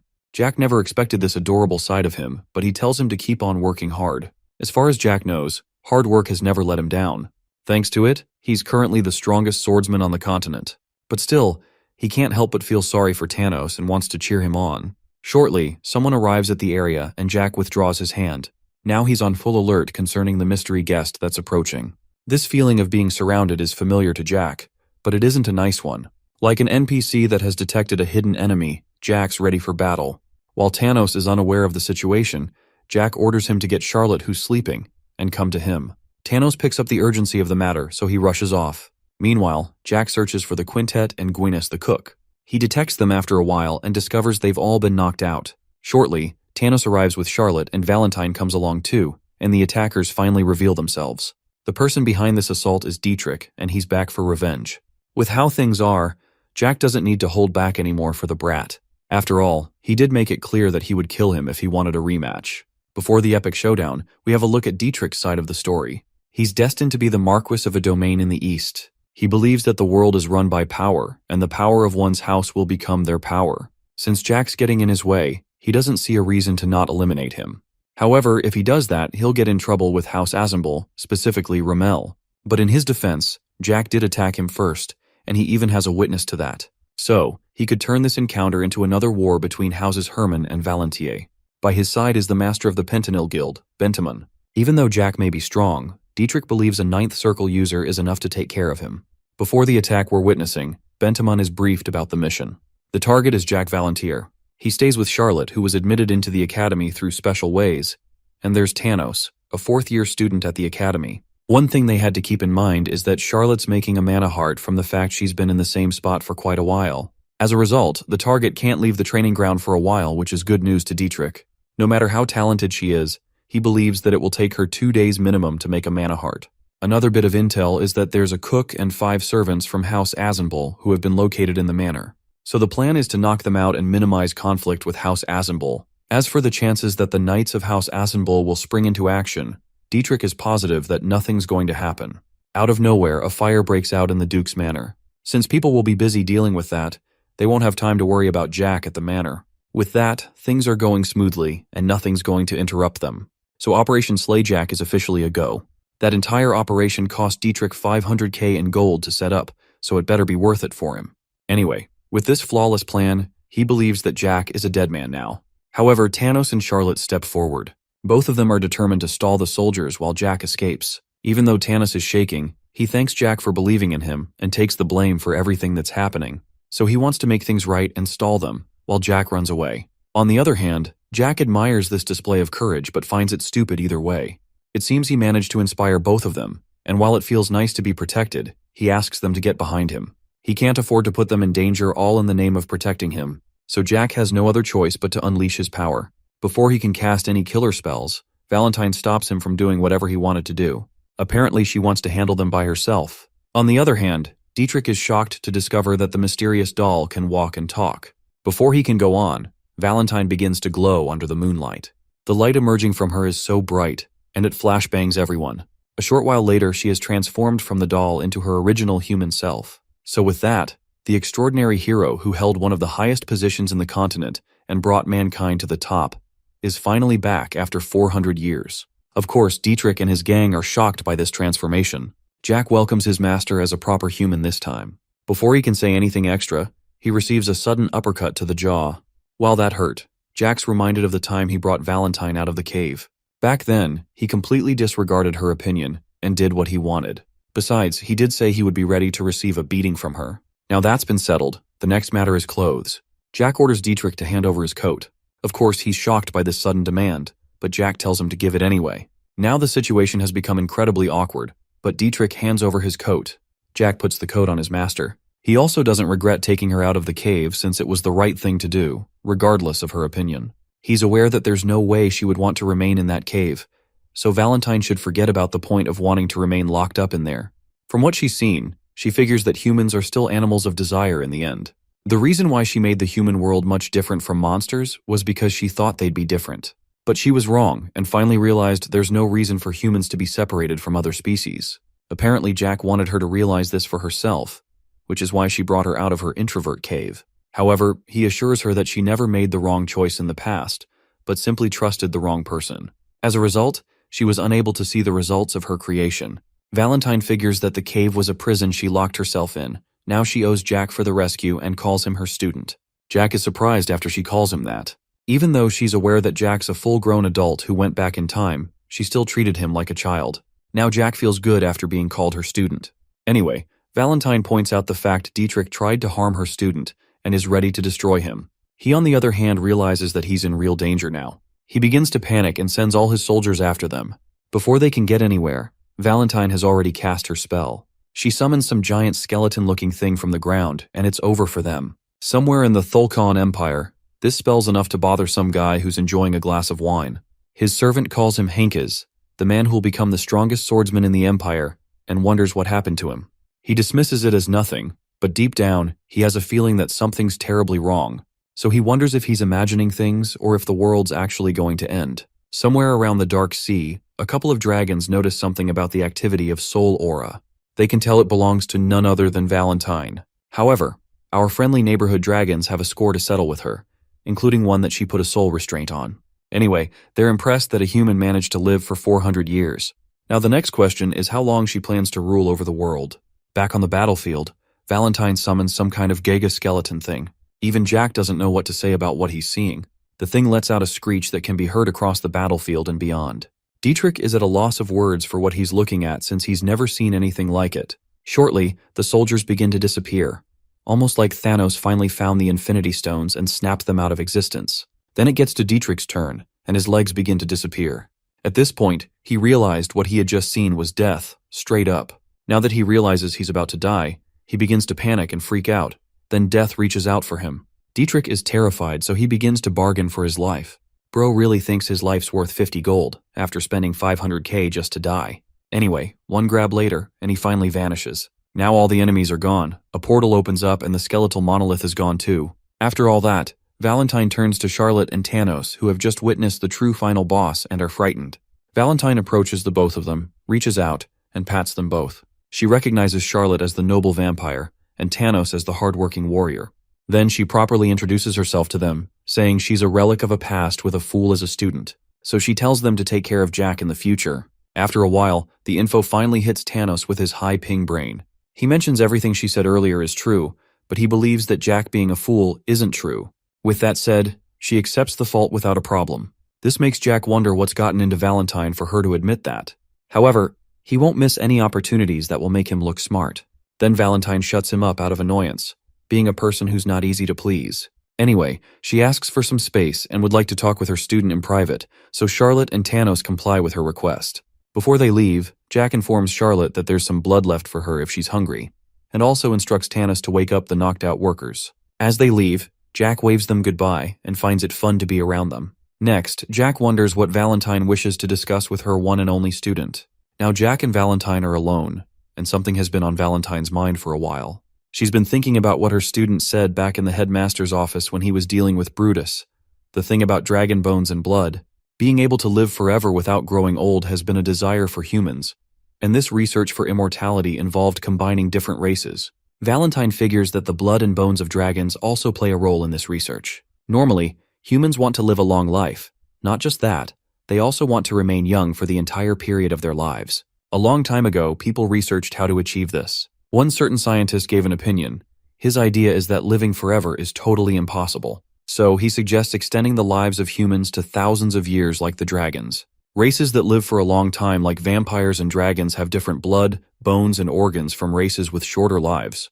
And it's the same thing for their cells, how their bodies age, and even mana sensitivity. So, to make humans live for 1,000 years, they carried out experiments of combining different species. I guess you can say it was kind of successful. On one end, it failed to give humans eternal youth and immortality. On the other, they were now as powerful as orcs and elves, but they could only live for 5 to 10 more years after that. This 400-year-old research is currently going on in the Thulkan Empire, and just within 2 years, they managed to make these hybrids live for 30 more years. Valentine thought she killed everyone involved in it 400 years ago, but apparently, there were some survivors. When she discovered the research back in her day, she destroyed everyone and everything that was involved in the experiment. That includes the documents, scholars, magicians, warriors, and so on. She burned all the documents and killed everyone who was involved, but she forgot one other thing: the Dragon Lord. After Jack reveals this information, she figures that the Dragon Lord offered one of their kind as a specimen to the humans as a way to break the oath. Apparently the two lords really want to interfere with humans. However, Valentine doesn't know the dragon that was used as a test specimen, so to keep things short, Jack explains that all of the hybrids in the future can use soul aura. Valentine's shocked to hear this, so she figures that the dragon the Thulkans are using for the experiment is the offspring of the two Dragon Lords. It makes sense because the two lords are the only dragons who can use soul aura, so that would mean their offspring is capable of it too. Now combine the Dragon Lord's offspring with the 10th circle users of Thulkan, and you have soldiers who can break the wall of mana and use soul aura. Anyway, Valentine has a question for Jack. She wonders what he plans to do about this. Even though she's a relic of the past and doesn't want to get involved in the world's affairs, she's still curious. Since Jack knows the future, she's positive that he has something in store and wants to know. To be honest, Jack isn't completely sure since the experiment will be completed in 2 years. His goal was to become a 5th or 6th circle in a year, then head over to the Thulkan Empire and wreck some stuff.